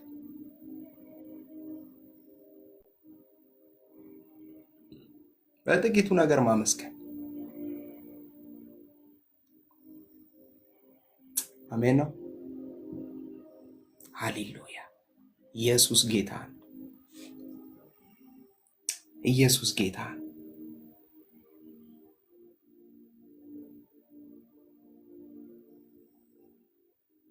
ያገኘ ሰው ካለ 1 ቁጥር ይጻፍልኝ። ዋው! ክብር ለኢየሱስ ክርስቶስ ይሁን።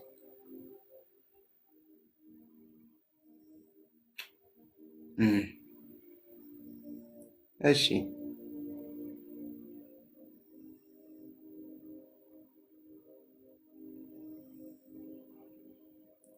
ኦኬ ማርቆስ ምዕራፍ 8 ላንብቦሽ። ማርቆስ ምዕራፍ 8 ቁጥር 7 ላይ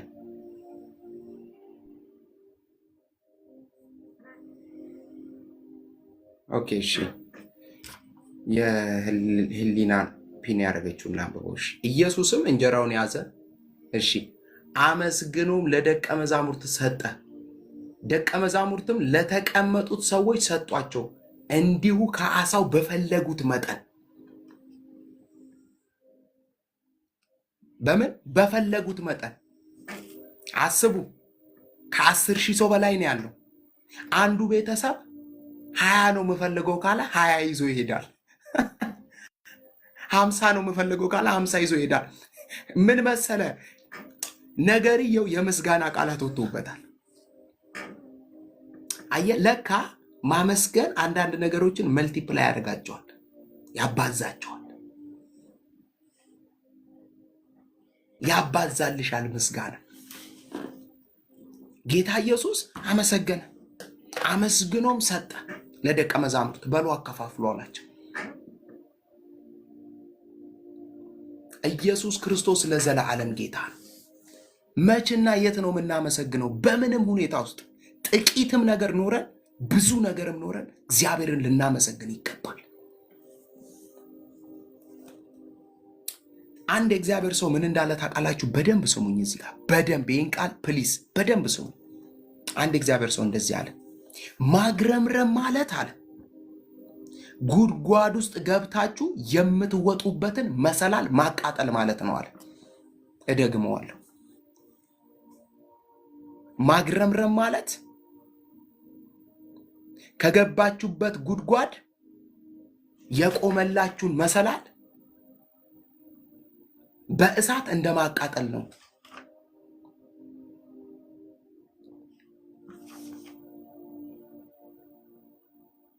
አየህ፣ ማግረምረም ማለት ነገርህን በገዛ አፍህ በገዛ አፍሽ እሳት እየለቀቅሽበት ነው። እሳት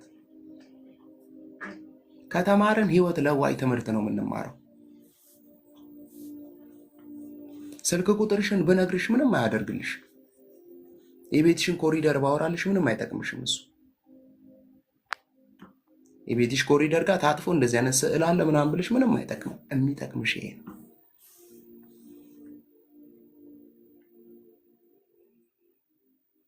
አየህ፣ ማመስገን አለማመስገን ማግረምረም ማለት ቤትሽ ላይ እግዚአብሔር ምስክሬ ነው የምልሽ ቤንዚልና እሳት እንደመልቀቅ ነው ማግረምረም ማለት። ቢዝነስሽ ላይ እንደዛ፣ ስራሽ ላይ እንደዛ። ታዲያ ከነዚህ ሁሉ ወደ በረከት የሚስበኝ ምንድን ነው? እግዚአብሔርን ማመስገን። እግዚአብሔርን ስታመሰግኝ የሰማይ መስኮቶች ለአንቺ ይቀደዳሉ። ስታመሰግኝ አይተሽ የማታውቂውን የእግዚአብሔርን እርዳታ በህይወትሽ ላይ ማየት ትጀምሪያለሽ።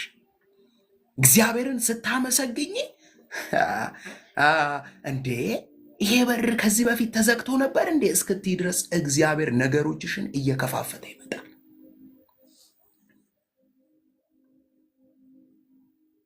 ማመስገን ማመስገን ማመስገን ማመስገን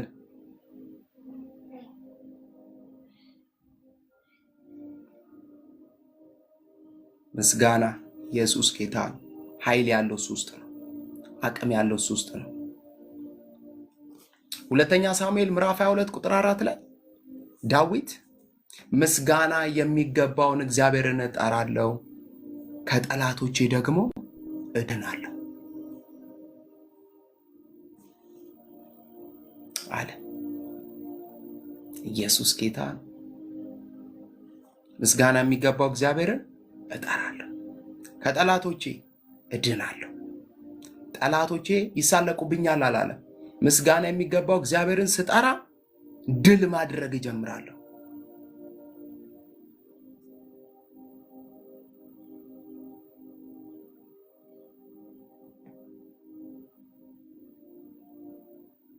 ኢየሱስ ክርስቶስ ለዘላለም ጌታ። አያችሁ፣ ምስጋና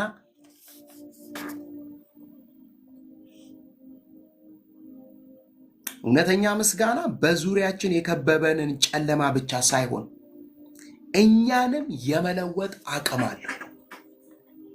እውነተኛ ምስጋና ዙሪያችንን የከበቡን ነገሮችን ብቻ መለወጥ አይደለም፣ እኛንም የመለወጥ አቅም ነው ያለው። ሁልጊዜ በምስጋና ስንኖር፣ ሁልጊዜ በምስጋና ስንመላለስ፣ ሁልጊዜ ህይወታችን በምስጋና ስትያዝ ህይወታችን ሊትራል እየተቀየረ ነው የሚመጣው። ክብር ለኢየሱስ ክርስቶስ ይሁን። ምስጋና ከእግዚአብሔር ሞገስን የምንቀበልበት አንዱ መሳሪያ ነው። ሐዋርያት ሥራ ላይ እንሄዳለን። ሐዋርያት ሥራ ምዕራፍ 2 ቁጥር 47 ላይ እንደዚህ የሚል ቃል አለ። ሐዋርያት ሥራ ኢየሱስ ጌታ ነው።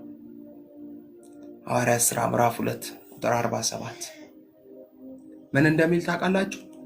ቁጥር 47 እግዚአብሔርንም እያመሰገኑ ሐዋርያቶች እግዚአብሔርንም እያመሰገኑ በሕዝብ ሁሉ ፊት ሞገስ ነበራቸው። ጌታም የሚድኑትን ዕለት ዕለት በእነርሱ ላይ ይጨምር ነበር። ምንም ነገር የሚጨመርለት ለሚያመሰግን ሰው። ዛሬ በጌታ በኢየሱስም ጸለይኩኝ፣ ከእግዚአብሔር ሕዝብ ላይ የማግረምረም መንፈስ የተነቀለ ይሁን። በጌታ በኢየሱስ ክርስቶስ ስም ስልጣን በትንሹም በትልቁም የማግረምረም ስፒሪት የተነቀለ ይሁን። እግዚአብሔርን ሲያመሰግኑ በሕዝብ ሁሉ ፊት ሞገስ ነበራቸው አለ። በእነንትና ሰፈር ቤት ብቻ ሞገስ ነበራቸው አላለም። ጓደኞቻቸው ጋር ሲሄዱ ነበር ሞገስ የነበራቸው አላለም። እና በሕዝብ ሁሉ ፊት በሚያገኟቸው ሰዎች ሁሉ ፊት ምን ነበራቸው? ሞገስ ነበሯቸው። እነሱን አለመቀበል አይችሉም። እነሱን አለመስማት አይችሉም። እነሱን አለማዳመጥ አይችሉም። አንዳንድ ሰው ለምን እንዳልተቀበለሽ ታውቂያለሽ? አታመሰግኝ። አንዳንድ ሰው በሩን የዘጋብሽ ለምን መሰለሽ? አታመሰግኝ።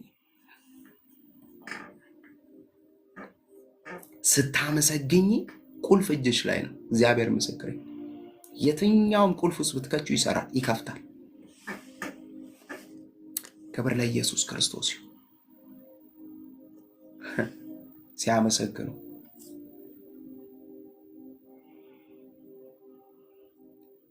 ሲያመሰግኑ አየ መችና የት እናመስግን? አንደኛ ተሰሎንቄ ምዕራፍ 5 ቁጥር 18 ላይ ዛሬ ጠግበን ነው የምንወጣው ጥቅስ። ሳታቋርጡ ጸልዩ፣ እሺ፣ በሁሉ ደግሞ አመስግኑ፣ እሺ፣ ይህ የእግዚአብሔር ፈቃድ በክርስቶስ ኢየሱስ ወደ እግዚአብሔር እናንተ ነውና። ይህ የእግዚአብሔር ፈቃድ በክርስቶስ ኢየሱስ ወደ እናንተ ነውና። ምንድን ነው የእግዚአብሔር ፈቃድ? እያንዳንዱ ክርስቲያን ይጸልያል። ሲጸልይ ግን በየቀኑ በሁሉ ነገር ሊያመሰግን ይገባል። ይሄ ደግሞ አለ ጳውሎስ የእግዚአብሔር ፈቃድ ነው አለ። የእግዚአብሔር ፈቃድ ተፈጻሚነት አለ። የእግዚአብሔርን ፈቃድ በድርድር አንቀንሰው። ታዲያ የሚያዋጣው ነገር ምንድን ነው? ማመስገን። የሚያዋጣው ነገር ምንድን ነው? ማመስገን። በምንም ሁኔታ ውስጥ ቴንኪዩ። አሞሻል፣ አመስግኙ። የሆነ የጸለይሽው ጸሎት አልተመለሰም፣ አመስግኙ። ሰዎች እየታገሉሽ ነው፣ ቻሌንጅ እያደረጉሽ ነው፣ አመስግኙ። ግራና ቀኙን ስታዩ መልስ የለም፣ አመስግኙ። ዝም ብለሽ አመስግኙ። አመሰግናለሁ። በሁሉ አመስግኖታል። ኦኬ ልሂድ። እሺ እኔ መንፈስ ቅዱስ ነው ጥቅስ የሚሰጠኝ በእውነት ፊልጵስዩስ ምዕራፍ 4 ቁጥር 6 ላይ እንደዚህ ይላል። ኦ ጌታ ሆይ እንዴት የሚያምር ቃል ነው! ይኸውላችሁ ምን እንደሚል ታውቃላችሁ? ጌታ ቅርብ ነው ይላል። ገና ሲጀምር ጳውሎስ ጌታ ቅርብ ነው። በነገር ሁሉ በጸሎትና በምልጃ እሺ ከምስጋና ጋር በእግዚአብሔር ዘንድ ልመናችሁን አስታውቁ እንጂ በአንዳች አትጨነቋል።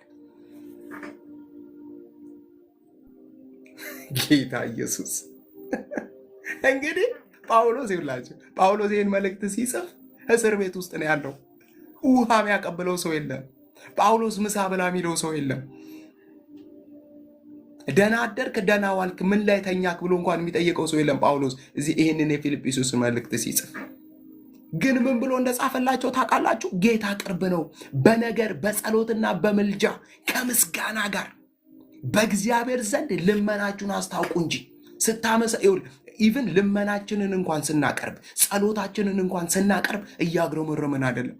ጌታ ሆይ የኔን ነገር ሳሰራ እከሊትን ባርከልን ሳትባርክ ይትገሌን ትዳር እያልሽ አጸልይ እና እያመሰገንሽ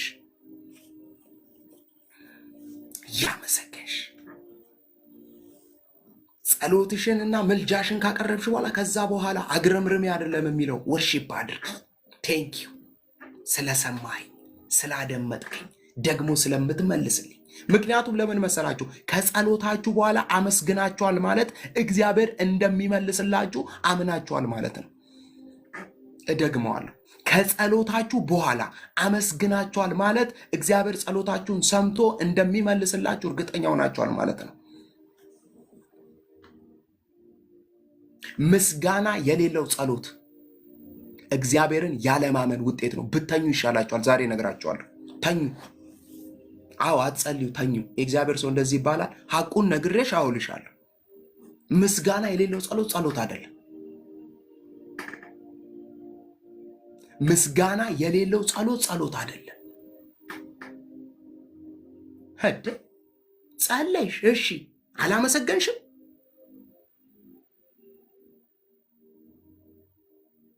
አላመሰገንሽም ማለት እግዚአብሔር አልተቀበለኝም ጉዳይን እያልሽ ነው። ጸልየሽ ግን በምስጋና ከዘጋሽው እግዚአብሔር መልስ ይዞ ይመጣል። ባይዘዌ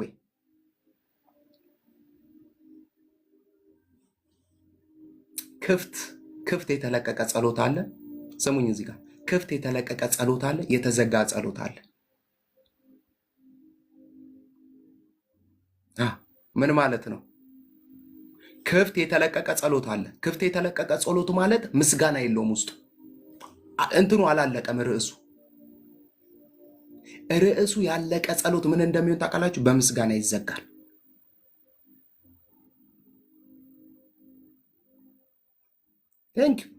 አዳዲስ መገለጥ ከታች እየለቀቁላችሁ። ማግረምረም የሰይጣን መዝሙር ነው። በትክክል አየህ። ጸሎት መልስ እንዳገኘ የምታረጋግጠው በምን እንደሆነ ታውቃለህ? በምስጋና ስትዘጋው ሰማይ ተቀብሎታል።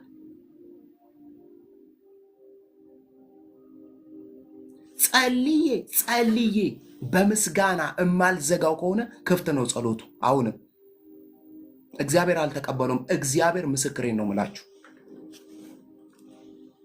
አልተቀበለሽ። በምስጋና ያልዘጋሹ ጸሎት እግዚአብሔር አልተቀበለው። ለምን መሰለሽ? በምስጋና ይኸውላችሁ፣ በደንብ ስሙኝ፣ ሊስን እዚህ ጋር በምስጋና የተዘጋ ጸሎት አይደገምም።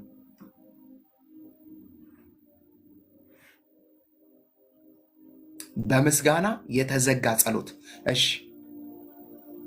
አንድ መጽሐፍ ላይ ልውሰዳችሁ። ዛሬ ጠጥተ ነው የምንወጣው። ክብር ለእግዚአብሔር ይሁን።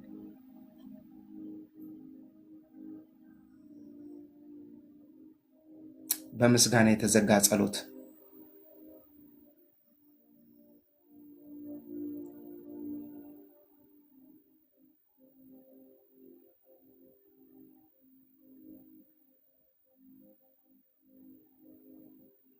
ኦኬ።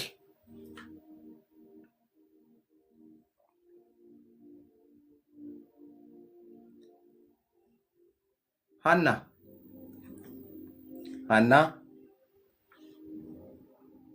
ጸሎቷን ይዛ በሴሎ ገባችና ልጅ ስላልነበራት መጸለይ ጀመረች። እሺ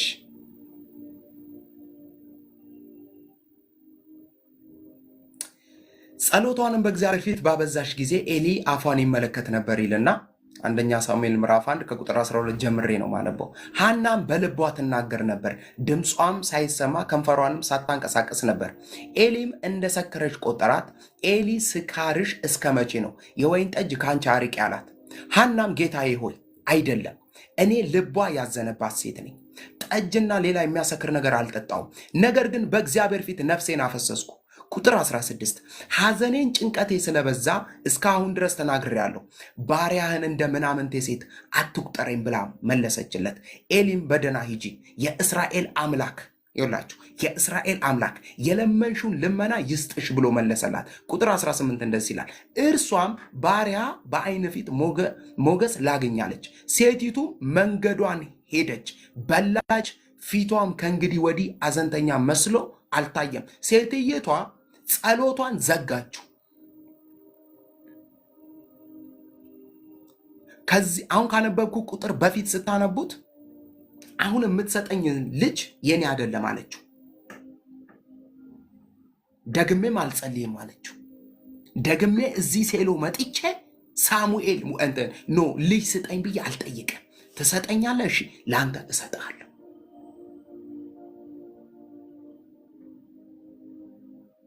ጸሎቷን መዝጋቷን የምታውቁት በምን እንደሆነ ታውቃላችሁ? ቁጥር 18 ላይ ምን ይላል? እርሷም ባሪያ በፊት ሞገስ ላገኛለች ካለ በኋላ ሴቲቱ መንገዷን ሄደች፣ በላች፣ ፊቷ ከእንግዲህ ወዲህ አዘንተኛ መስሎ አልታየም።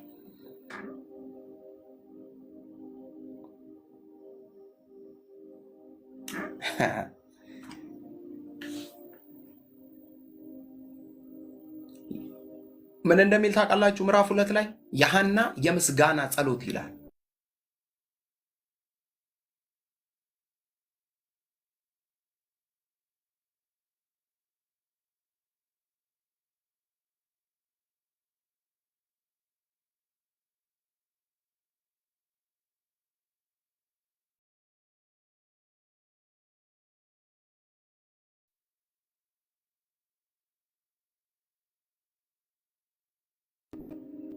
አየ ከማግረምረም ስትወጣ ፍናናን እያየች ጠዋት ማታ ከማለቃቀስ ህይወት ስትወጣ ወዲያው ምስጋና ውስጥ ነው የገባችው።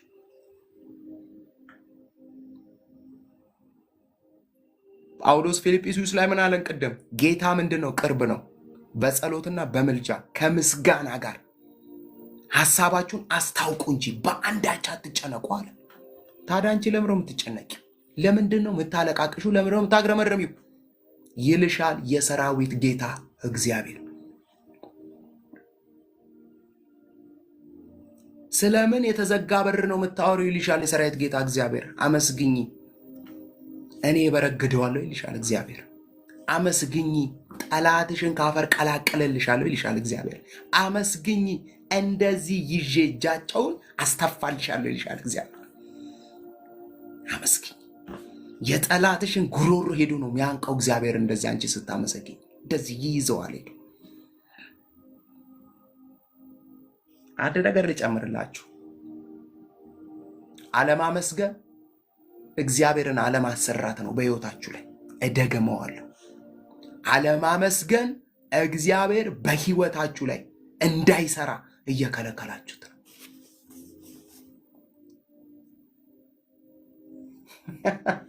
ጌታ ኢየሱስ ጽፌዋለሁ እንዴ? ሐዋርያት ሥራ ምዕራፍ 2 ቁጥር 47 ላይ በሕዝብ ሁሉ ፊት ሞገስ ነበራቸው አይደል? እኔ ማስታወሻ ላይ ምን ብዬ እንደጻፍኩ ታውቃላችሁ? የማያመሰግን ሰው ቆሌ የራቀው ሰው ነው ብዬ ጽፌያለሁ።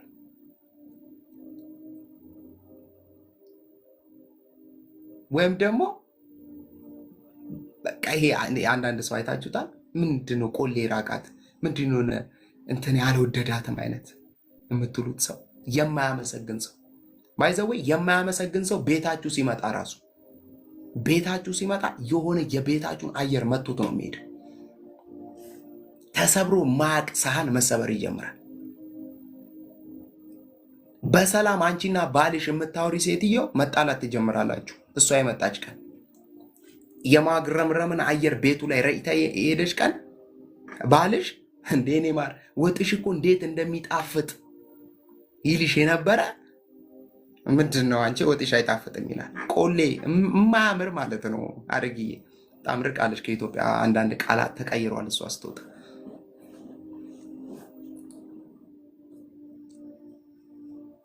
ኢየሱስ ጌታ ነው። አያ የማያመሰግን ሰው ጓደኛ ስታደርጉ እግዚአብሔር ምስክሬ ነው የምላችሁ፣ ህይወታችሁ ይውላችሁ እየወረደ ይመጣል። እየወረደ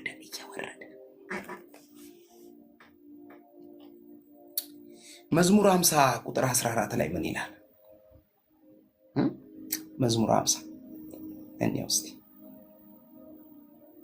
ጥቂት ደቂቃ ብያችሁ እሺ ጨርሳለሁ። በስማም እንትኔ ሰፊ ነበረ ግን ትቼዋለሁ ሰዓት እንዳልወስድባችሁ። መዝሙር 50 ቁጥር 14 እንደዚህ ይላል፣ ለእግዚአብሔር የምስጋናን መስዋዕት ሰዋ፣ ለልዑልም ስዕለትን ስጥ ይላል።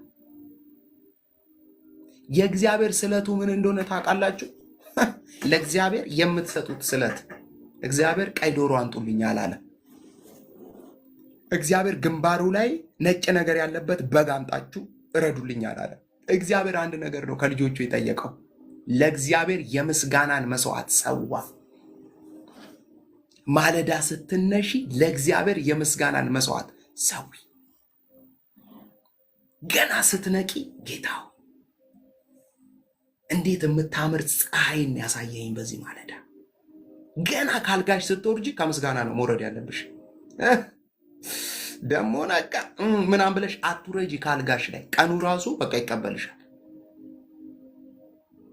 አይ የኔ ነገር ምናምን ብለሽ አትውረጂ እስቲ ካልጋው ላይ። እንደዛ ገና ስትወርጂ እያመሰገንሽ ውረጂ።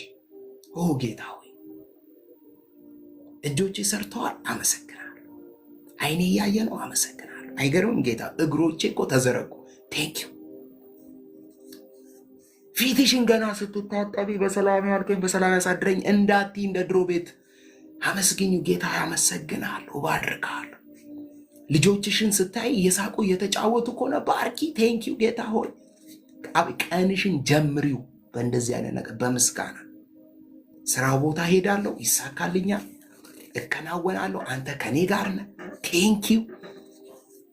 እነግዳለሁ፣ አተርፋለሁ፣ ቢሮ ገባለሁ፣ እጽናናለሁ። የማንንም ሞት አልሰማም፣ የማንንም ውድቀት አልሰማም። ጌታ ሆይ ተመስገን ስትዩ ሰማይ መስራት ይጀምራል።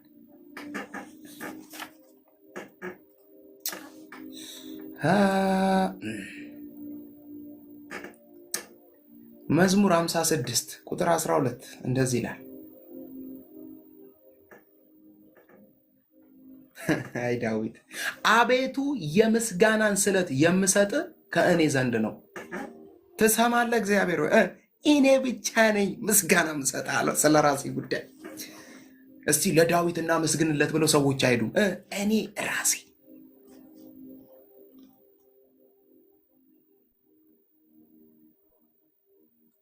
ቴንክ ዩ። መደበኛው ትርጉሙ እግዚአብሔር የአንተን ስለት አለብኝ። እሺ የማቀርብልህ የምስጋና መስዋዕት ነው። ስለት አለብኝ አለው። የማቀርብልህ ይሄ ስለቴ ደግሞ አለው አውራ በግ አይደለም። ለምን መሰላችሁ? እግዚአብሔር በብሉይ ኪዳን ሰው ይመጣና ለኃጢአቱ ማስተሰሪያ የሆነ በግ ነገር አርዶ ምናምን ይሄዳል። ከዛስ እግዚአብሔርን አያመሰግንም። የእግዚአብሔር የልቡን ሐሳብ የነካው ማን እንደሆነ ታውቃላችሁ? ዳዊት ነው። መስዋዕትን ለቀቀና ዳዊት ለእግዚአብሔር አንድ ነገር ነው የሚያስፈልገው አለ፣ ወርሺፐር፣ ምስጋና። በዳዊት ዘመነ መንግስት ነው ከፍተኛ የሆነ ኳየር የተቋቋመው፣ የዝማሬ ቡድን የተቋቋመው።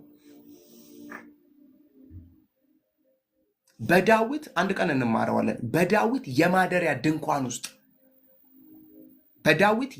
ድንኳን ውስጥ ታቦቷን አመጣና አስቀመጠና የደም ስርየቱ ምናምን የሚደረግበትን ሌላ ድንኳን፣ የሙሴን ድንኳን ሌላ ቦታ ተከለና በዳዊት የማደሪያ ድንኳን ውስጥ አንድ ነገር ብቻ ነው የሚካሄደው፣ ወርሺፕ። ኳየር ይቆማል፣ ታቦቱ ፊት ይዘምራል። እግዚአብሔር ደግሞ ተመቸው።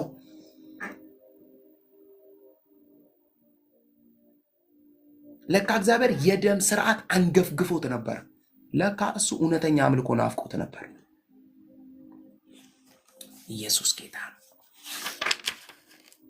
እውነተኛ ምስጋና ከውስጥ ከልባችን ውስጥ ወጥቶ ወደ እግዚአብሔር ሲያርግ የበረከት ምንጮቻችን ይከፈታሉ።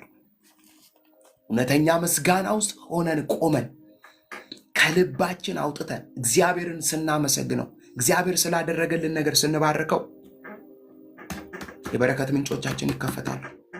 እውነተኛ ምስጋና ማቅረብ ማለት ረዳቴ እግዚአብሔር ብቻ ነው ማለት ነው። እውነተኛ ምስጋናን ከልብ አውጥቶ እግዚአብሔርን ማመስገን ማለት ረዳቴ ብቸኛ እግዚአብሔር ብቻ ነው ማለት ነው።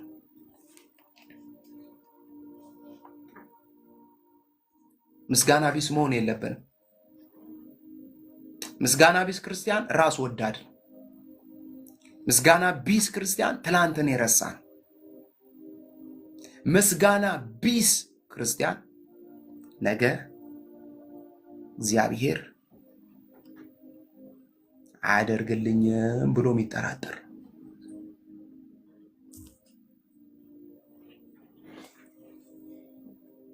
ኢየሱስ ጌታ ነው። አረግዬ ቅድም ብለዋለች፣ እኔ ልድገመው። እኛ ማለት ይውላችሁ፣ ይህን ብዬ ጨርሳለሁ። በቃ ጋይስ፣ እኛ ማለት በእግዚአብሔር የምህረት መተንፈሻ መሳሪያ ውስጥ የምንኖር ሽባዎች ነን ብዬ ነው የጻፍኩት።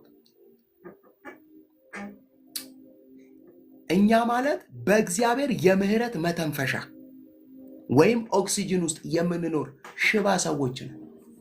ምን ማለት ነው? ያለ እግዚአብሔር መተንፈስ አንችልም።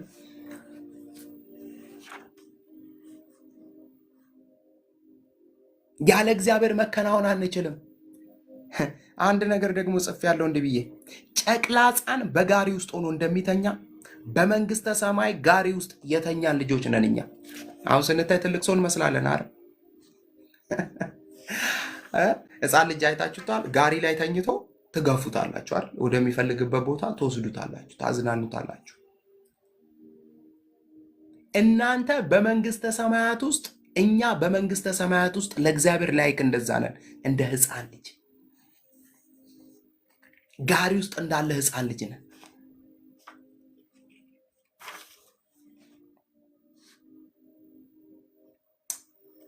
አያችሁ፣ እግዚአብሔር የምስጋናን የምንሰጥባቸው ምክንያቶች አንደኛ ጌታ ኢየሱስ ክርስቶስ ቤዛ ስለሆነልን ልናመሰግን ይገባል። ሁለተኛ ሰውን ለማዳን እግዚአብሔር በዘፍጥረት ላይ ተስፋ ስለሰጠ እግዚአብሔርን ልናመሰግን ይገባል። ጌታ ቤዛ ስለሆነልን፣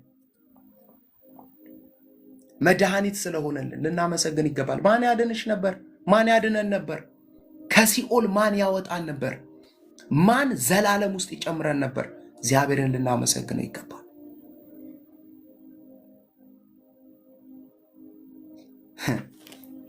የእግዚአብሔር ልጅ ሰው ሆኖ ወደ ዓለም ለእኔና ለእናንተ ሲል ስለመጣ ልናመሰግን ይገባል።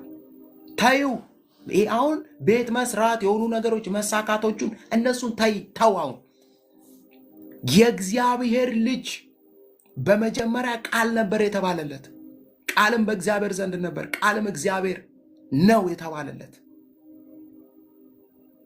ቃልም ሥጋ ሆነ የተባለለት እግዚአብሔር ስለ እኔና ስለ አንቺ ሲል ሕፃን ልጅ ሆነ። እንደዚህ ሕፃን ልጅ ታቀፈ፣ እሹሩሩ ተባለ። ትሰምኛለሽ? ትሰማኛለህ? እሹሩሩ። እግዚአብሔር እሹሩሩ ተባለ በሰው ክንድ ላይ። መለኮት ሰው ሆነ። መላእክቶች ሲያዩት የሚንቀጠቀጡለት፣ ሲያዩት የሚፈሩት፣ ፊት ለፊቱ መቆም የማይችሉት ያ እግዚአብሔር ስለ እኔና ስለ አንቺ ሲል ሰው ሆነ። እሱ ለእኔ ከምስጋና በላይ ነው።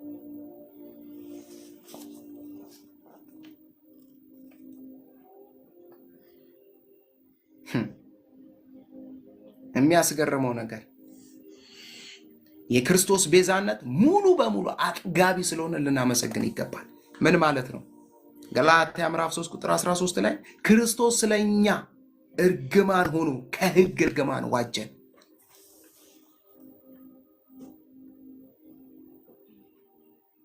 ክርስቶስ ስለኛ፣ ስለማ? ስለ ጉቱ፣ ስለማ? ስለ እሙ፣ ስለማ? ስለ ሐረግ፣ ስለ ፋሲጋ ስለ ዳኑ፣ ስለ ሜርሲ፣ ስለ ሊሊዬ፣ ስለ ሮሚ ታች ስላላችሁት ሲል እሱ ምንም ነገር ሳይኖርበት ስለ እኔና ስለ አንቺ ሲል ተረገመ። መስቀል ላይ ተሰቀለና ይሄ ታዩታላችሁ እርጉም ነው ተባለ፣ የተረገመ ነው ተባለ። መስቀል ላይ ተሰቀለ። አንቺ ነበርሽ እዛ ላይ ተንጠልጠለሽ እቺ የተረገመች ይሄ የተረገመ እንባል የነበር ነው። እርሱ ግን ምን አደረገ? እያንዳንዳችንን በደል የእያንዳንዳችንን ኃጢአት ተሸከመና መስቀል ላይ ወጣ።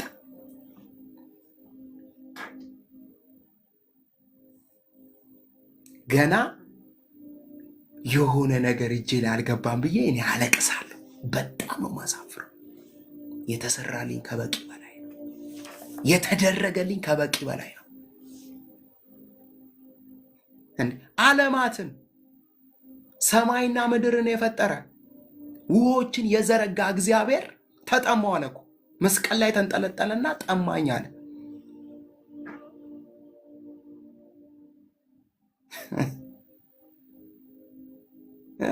ከአብ ጋር አንድ ቀን ተለይቶ የማያውቅ ወልድ ጌታ ኢየሱስ ስለ እኔና ስለ አንቺ ሲል አብ ተወው። ከ6 ሰዓት እስከ 9 ሰዓት ለቀቀው። አምላኬ አምላኬ ለምን ተውከኝ? ብቻዬን ለምን ተውከኝ? እስኪ ጮው ድረስ እግዚአብሔር ለቀቀው። ስለማ ስለ እኔና ስለ አንቺ ተተፋበት፣ ፑ እየተባለበት አንድ ተራ ወታደር እየመጣ ፑ እያለ ምራቅ ይተፋበታል። በጥፊ መተዋል። ማን የመታ ይለዋል። አይኑን አስሮት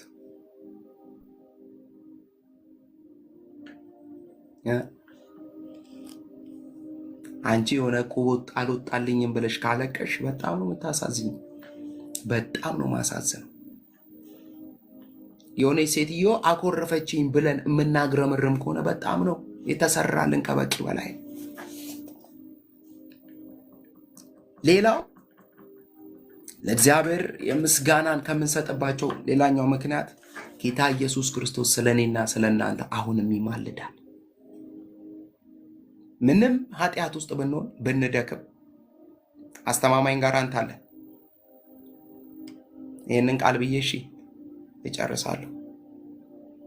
አንደኛ ዮሐንስ ምዕራፍ 2 ቁጥር 1 ላይ እንደዚህ ይላል፣ ልጆች ሆይ ኃጢአትን እንዳታደርጉ ይህን ጽፌላችኋለሁ። እሺ ማንም ኃጢአት ቢያደርግ ከአብ ዘንድ ጠበቃ አለ፣ እርሱም ጻድቅ የሆነው ኢየሱስ ክርስቶስ ነው። ኃጢአት እንኳን ሰርተሽ ብትገኝ ብትወድቂ አስወጧት አይልም። ይቀበልሻል፣ ይቅር ይልሻል። አስተማማኝ ጋራንት አለሽ። አሁን በምንም ሁኔታ ውስጥ ብትደክሙ የሚያበረታችሁ ጌታ አለ።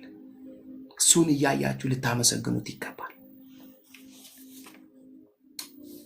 ሌላው ዳግም ስለሚመጣ ይሄ ጌታ ዳግም ስለሚመጣ እናመሰግነዋለን።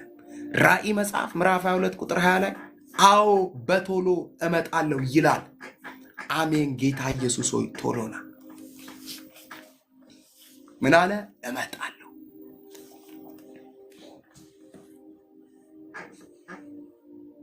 ኢየሱስ ጌታ ነው። ለማመስገን የሆኑ ነገሮች እንዳትፈልጉ። የተደረገልን በቂና ከበቂ በላይ ነው። የተሰራልን በቂና ከበቂ በላይ ነው። ማግረምረም በክርስቲያን አያምርም። ማግረምረም በእግዚአብሔር ልጆች አያምርም። ብዙዎቻችን እናግረምርማለን፣ ከኔ ጭምር። እኔ እግዚአብሔር ይህንን ቃል ስዘጋጅ ልክ እየነገረኝ ነው የተዘጋጀሁት። ስማ ጌቱ እያለኝ እሺ ጌታው እያልኩት እሺ። ማመስገን የጤነኝነት ምልክት ነው። ማመስገን የደስተኝነት ምልክት ነው። ማመስገን የሰላማዊነት ምልክት ነው። ማመስገን የመረጋጋት ምልክት ነው። ማመስገን በእግዚአብሔር ላይ የመደገፍ ምልክት ነው። ማመስገን በእግዚአብሔር ላይ የመታመን ምልክት ነው። ማመስገን አሜን ነው። የምስጋና ህይወት ይብዛልን። አሜን። የምስጋና ህይወት ይብዛልን። አሜን። የምስጋና ፍሬ በህይወታችን ይብዛልን። የምስጋና ድምፅ በህይወታችን ይብዛልን። ሰዎች እኛ ጋር መጥተው ምስጋናን ተቀብለው ይሄዱ። እግዚአብሔር ምስክሬ ነው። ከዚህ ምሽት ጀምሮ በብዙ ምስክርነት እንገናኛለን። ማመስገን ጀምሮ ለማመስገን ምንም ቃላት አያስፈልግም። ነገርኳችሁ። ጤነኛ ስለሆንኩ ጌታ ይባርካለሁ። ይህን ቀን ስለሰጠኝ አመሰግናለሁ። ቤቴ ስለተጠበቀ አመሰግናለሁ። ኢየሱስ ጌታ። ምስጋና አይጓደልብ። ቆይ እንጸልያለን። ኢየሱስ ጌታ። የምስጋና እሺ እንዘምራለን። ምስጋና። ይህ መዝሙር ካገኘ ሰርች አድርግልኝ፣ ተጋብዘናል። ምስጋና አይጓደልብ። ኖ ይሄ እኔ ያልኩን የአሁኑ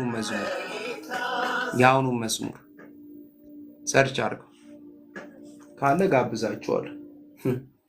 አንድ ጊዜ እሱም መዝሙር ነቢዘን ሲያዘምረው ሰምቻለሁ።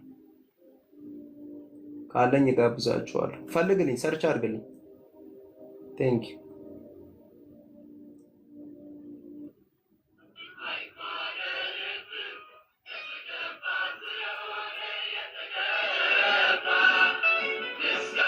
ይሄ መዝሙር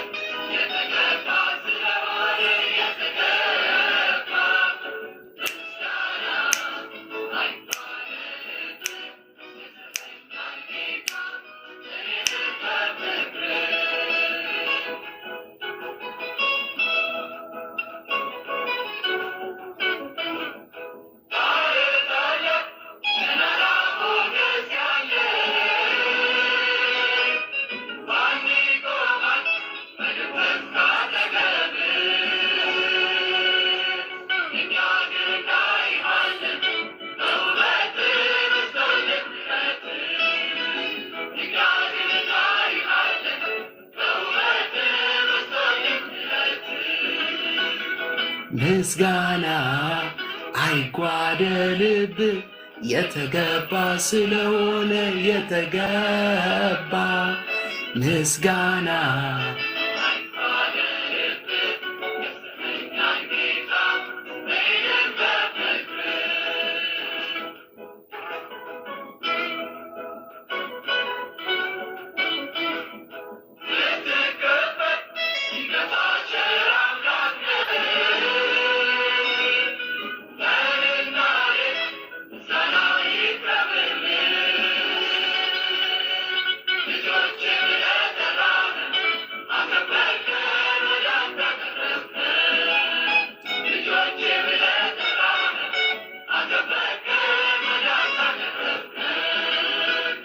ምስጋና አይጓደልብ የተገባ ስለሆነ የተገባ ምስጋና አይጓደልብ።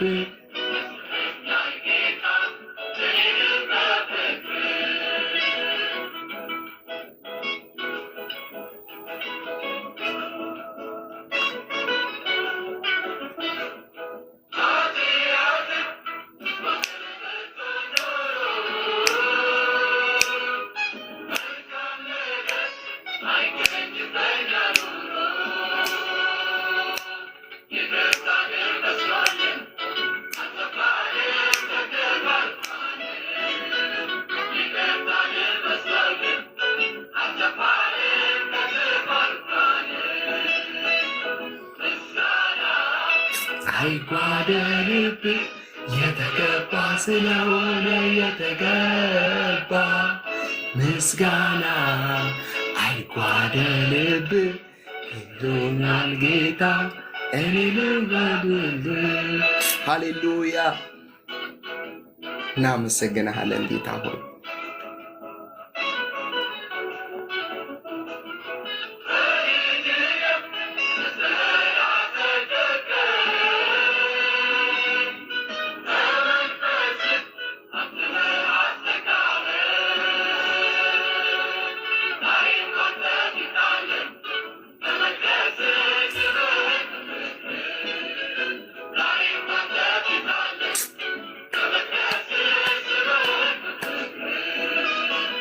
ምስጋና አይጓደልብህ የተገባ ስለሆነ የተገባ ምስጋና አይጓደልብህ። ኢየሱስ ጌታ ነው። ኢየሱስ ጌታ ነው። ምስጋና የሚገባ ሃሌሉያ አይጓደልብህ። አይዘዌ እግዚአብሔር እንድናመሰግነው ሲፈልግ ጥቅሙ ለኛ ነው፣ ለእግዚአብሔር አይደለም ጥቅሙ። እግዚአብሔር ሰውን ከመፍጠሩ በፊትም እሱ ምስጋናን የጠገበ አምላክ ነው። እኔ አዳም ከመፈጠሩ በፊትም እግዚአብሔር ምስጋናን የጠገበ አምላክ ነው። አንዳንድ ሰው በቃ እግዚአብሔርን ሲያመሰግን ለእግዚአብሔር የሆነ ነገር ያስገባለት ይመስላል። አይደለም። ምስጋና ጥቅሙ ለአንተ ነው፣ ለአንቺ ነው፣ ለአንተ ነው። እግዚአብሔር ምን ታደርግለታለህ? አመሰገንከው አላመሰገንከው፣ ከፍ አታደርገው ዝቅ አታደርገው፣ እሱ አንዴ ከፍ ያለ አምላክ ነው። ጥቅሙ ለአንተ ነው። ጥቅሙ ለእኔ ነው። በረከቱ ለእኔ ነው። አሁን ኦኬ እሺ፣ ለምሳሌ እግዚአብሔር ከፍ በል። ከፍ ወዴት ነው እግዚአብሔርን ከፍ የምታደርጉት? እዚህ ወዴት ነው ከፍ የምታደርጉት? እግዚአብሔር ኦልሬዲ እሱ ከፍ ያለ አምላክ ነው። የት ነው ከፍ የምታደርጉት? አንቺን ነው ከፍ የሚያደርግሽ። ኦኬ እግዚአብሔርን ከፍ በል ስትይ አንቺን ነው ከፍ የሚያደርግሽ። ሌቭልሽን አንቺን ነው ከፍ የሚያደርገው እንጂ እግዚአብሔርን ከፍ አደርገዋለሁ እኔ። ከፍ በል እግዚአብሔር ስትይ እግዚአብሔር ከአንደኛው ደረጃ ወደ ሁለተኛው ደረጃ ከፍ ያደርግሻል። አንቺ እግዚአብሔርን ተባረክ። እግዚአብሔር ምንድን ነው የምንባረከው? እግዚአብሔርን ተባረክ ማለት ለእኛ ነው ጥቅሙ። እግዚአብሔር አንቺን ነው የሚባረከው። ኢየሱስ ጌታ ነው። ይህ ምሽት እግዚአብሔርን የምናመሰግንበት፣ እግዚአብሔርን የምንባረክበት፣ ከእግዚአብሔር ጋር በምስጋና የምንገናኝበት። እግዚአብሔር ምስክሬን፣ አንዳንዶቻችሁ በእውነት ነው የምላችሁ፣ በጣም ድምፅ ስለምሰማ ነው። ምን እንደሚለኝ ታውቃላችሁ? ሌሊት እግዚአብሔር በምስጋና አብሬያቸው አድራለሁ ይለኛል እግዚአብሔር መንፈስ።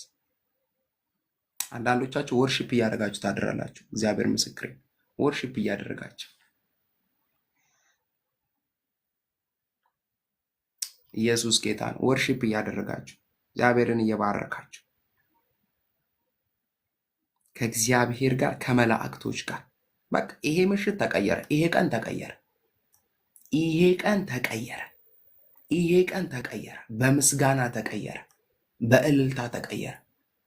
እግዚአብሔርን በማክበር ተቀየረ። እግዚአብሔርን በመፍራት ተቀየረ። ኢየሱስ ክርስቶስ ለዘላለም ጌታ ነው። በምስጋና ከእግዚአብሔር ጋር በማደር ተቀየረ። በምስጋና ከእግዚአብሔር ጋር በመቆየት ተቀየረ። ኢየሱስ ክርስቶስ ለዘላለም ጌታ ነው። እግዚአብሔር ምስክሬን፣ ጠላትን አፈር ታበሉታላችሁ። በምስጋና ጠላትን አፈር ታበሉታላችሁ። ጨለማን በምስጋና አፈር ታበሉታላችሁ። ሰይጣን ይውላችሁ እንደዚህ አይነት ትምህርቶች መስማት አይፈልግም። እንደዚህ አይነት መልእክቶች መስማት አይፈልግም። አይኖ አውቀዋለሁ በደንብ ዴቭልን። ለምን መሰላችሁ? እሱ እውነተኛ የሆኑ የሱን ጎኖች የሚበሱለትን ትምህርቶች እንዲለቀቁ አይፈልግም።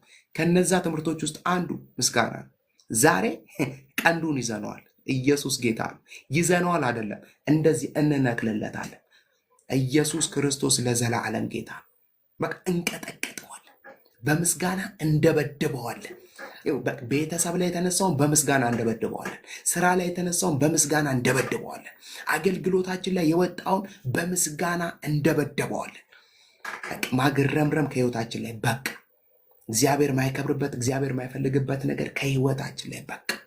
ኢየሱስ ክርስቶስ ለዘላለም ጌታ ነው።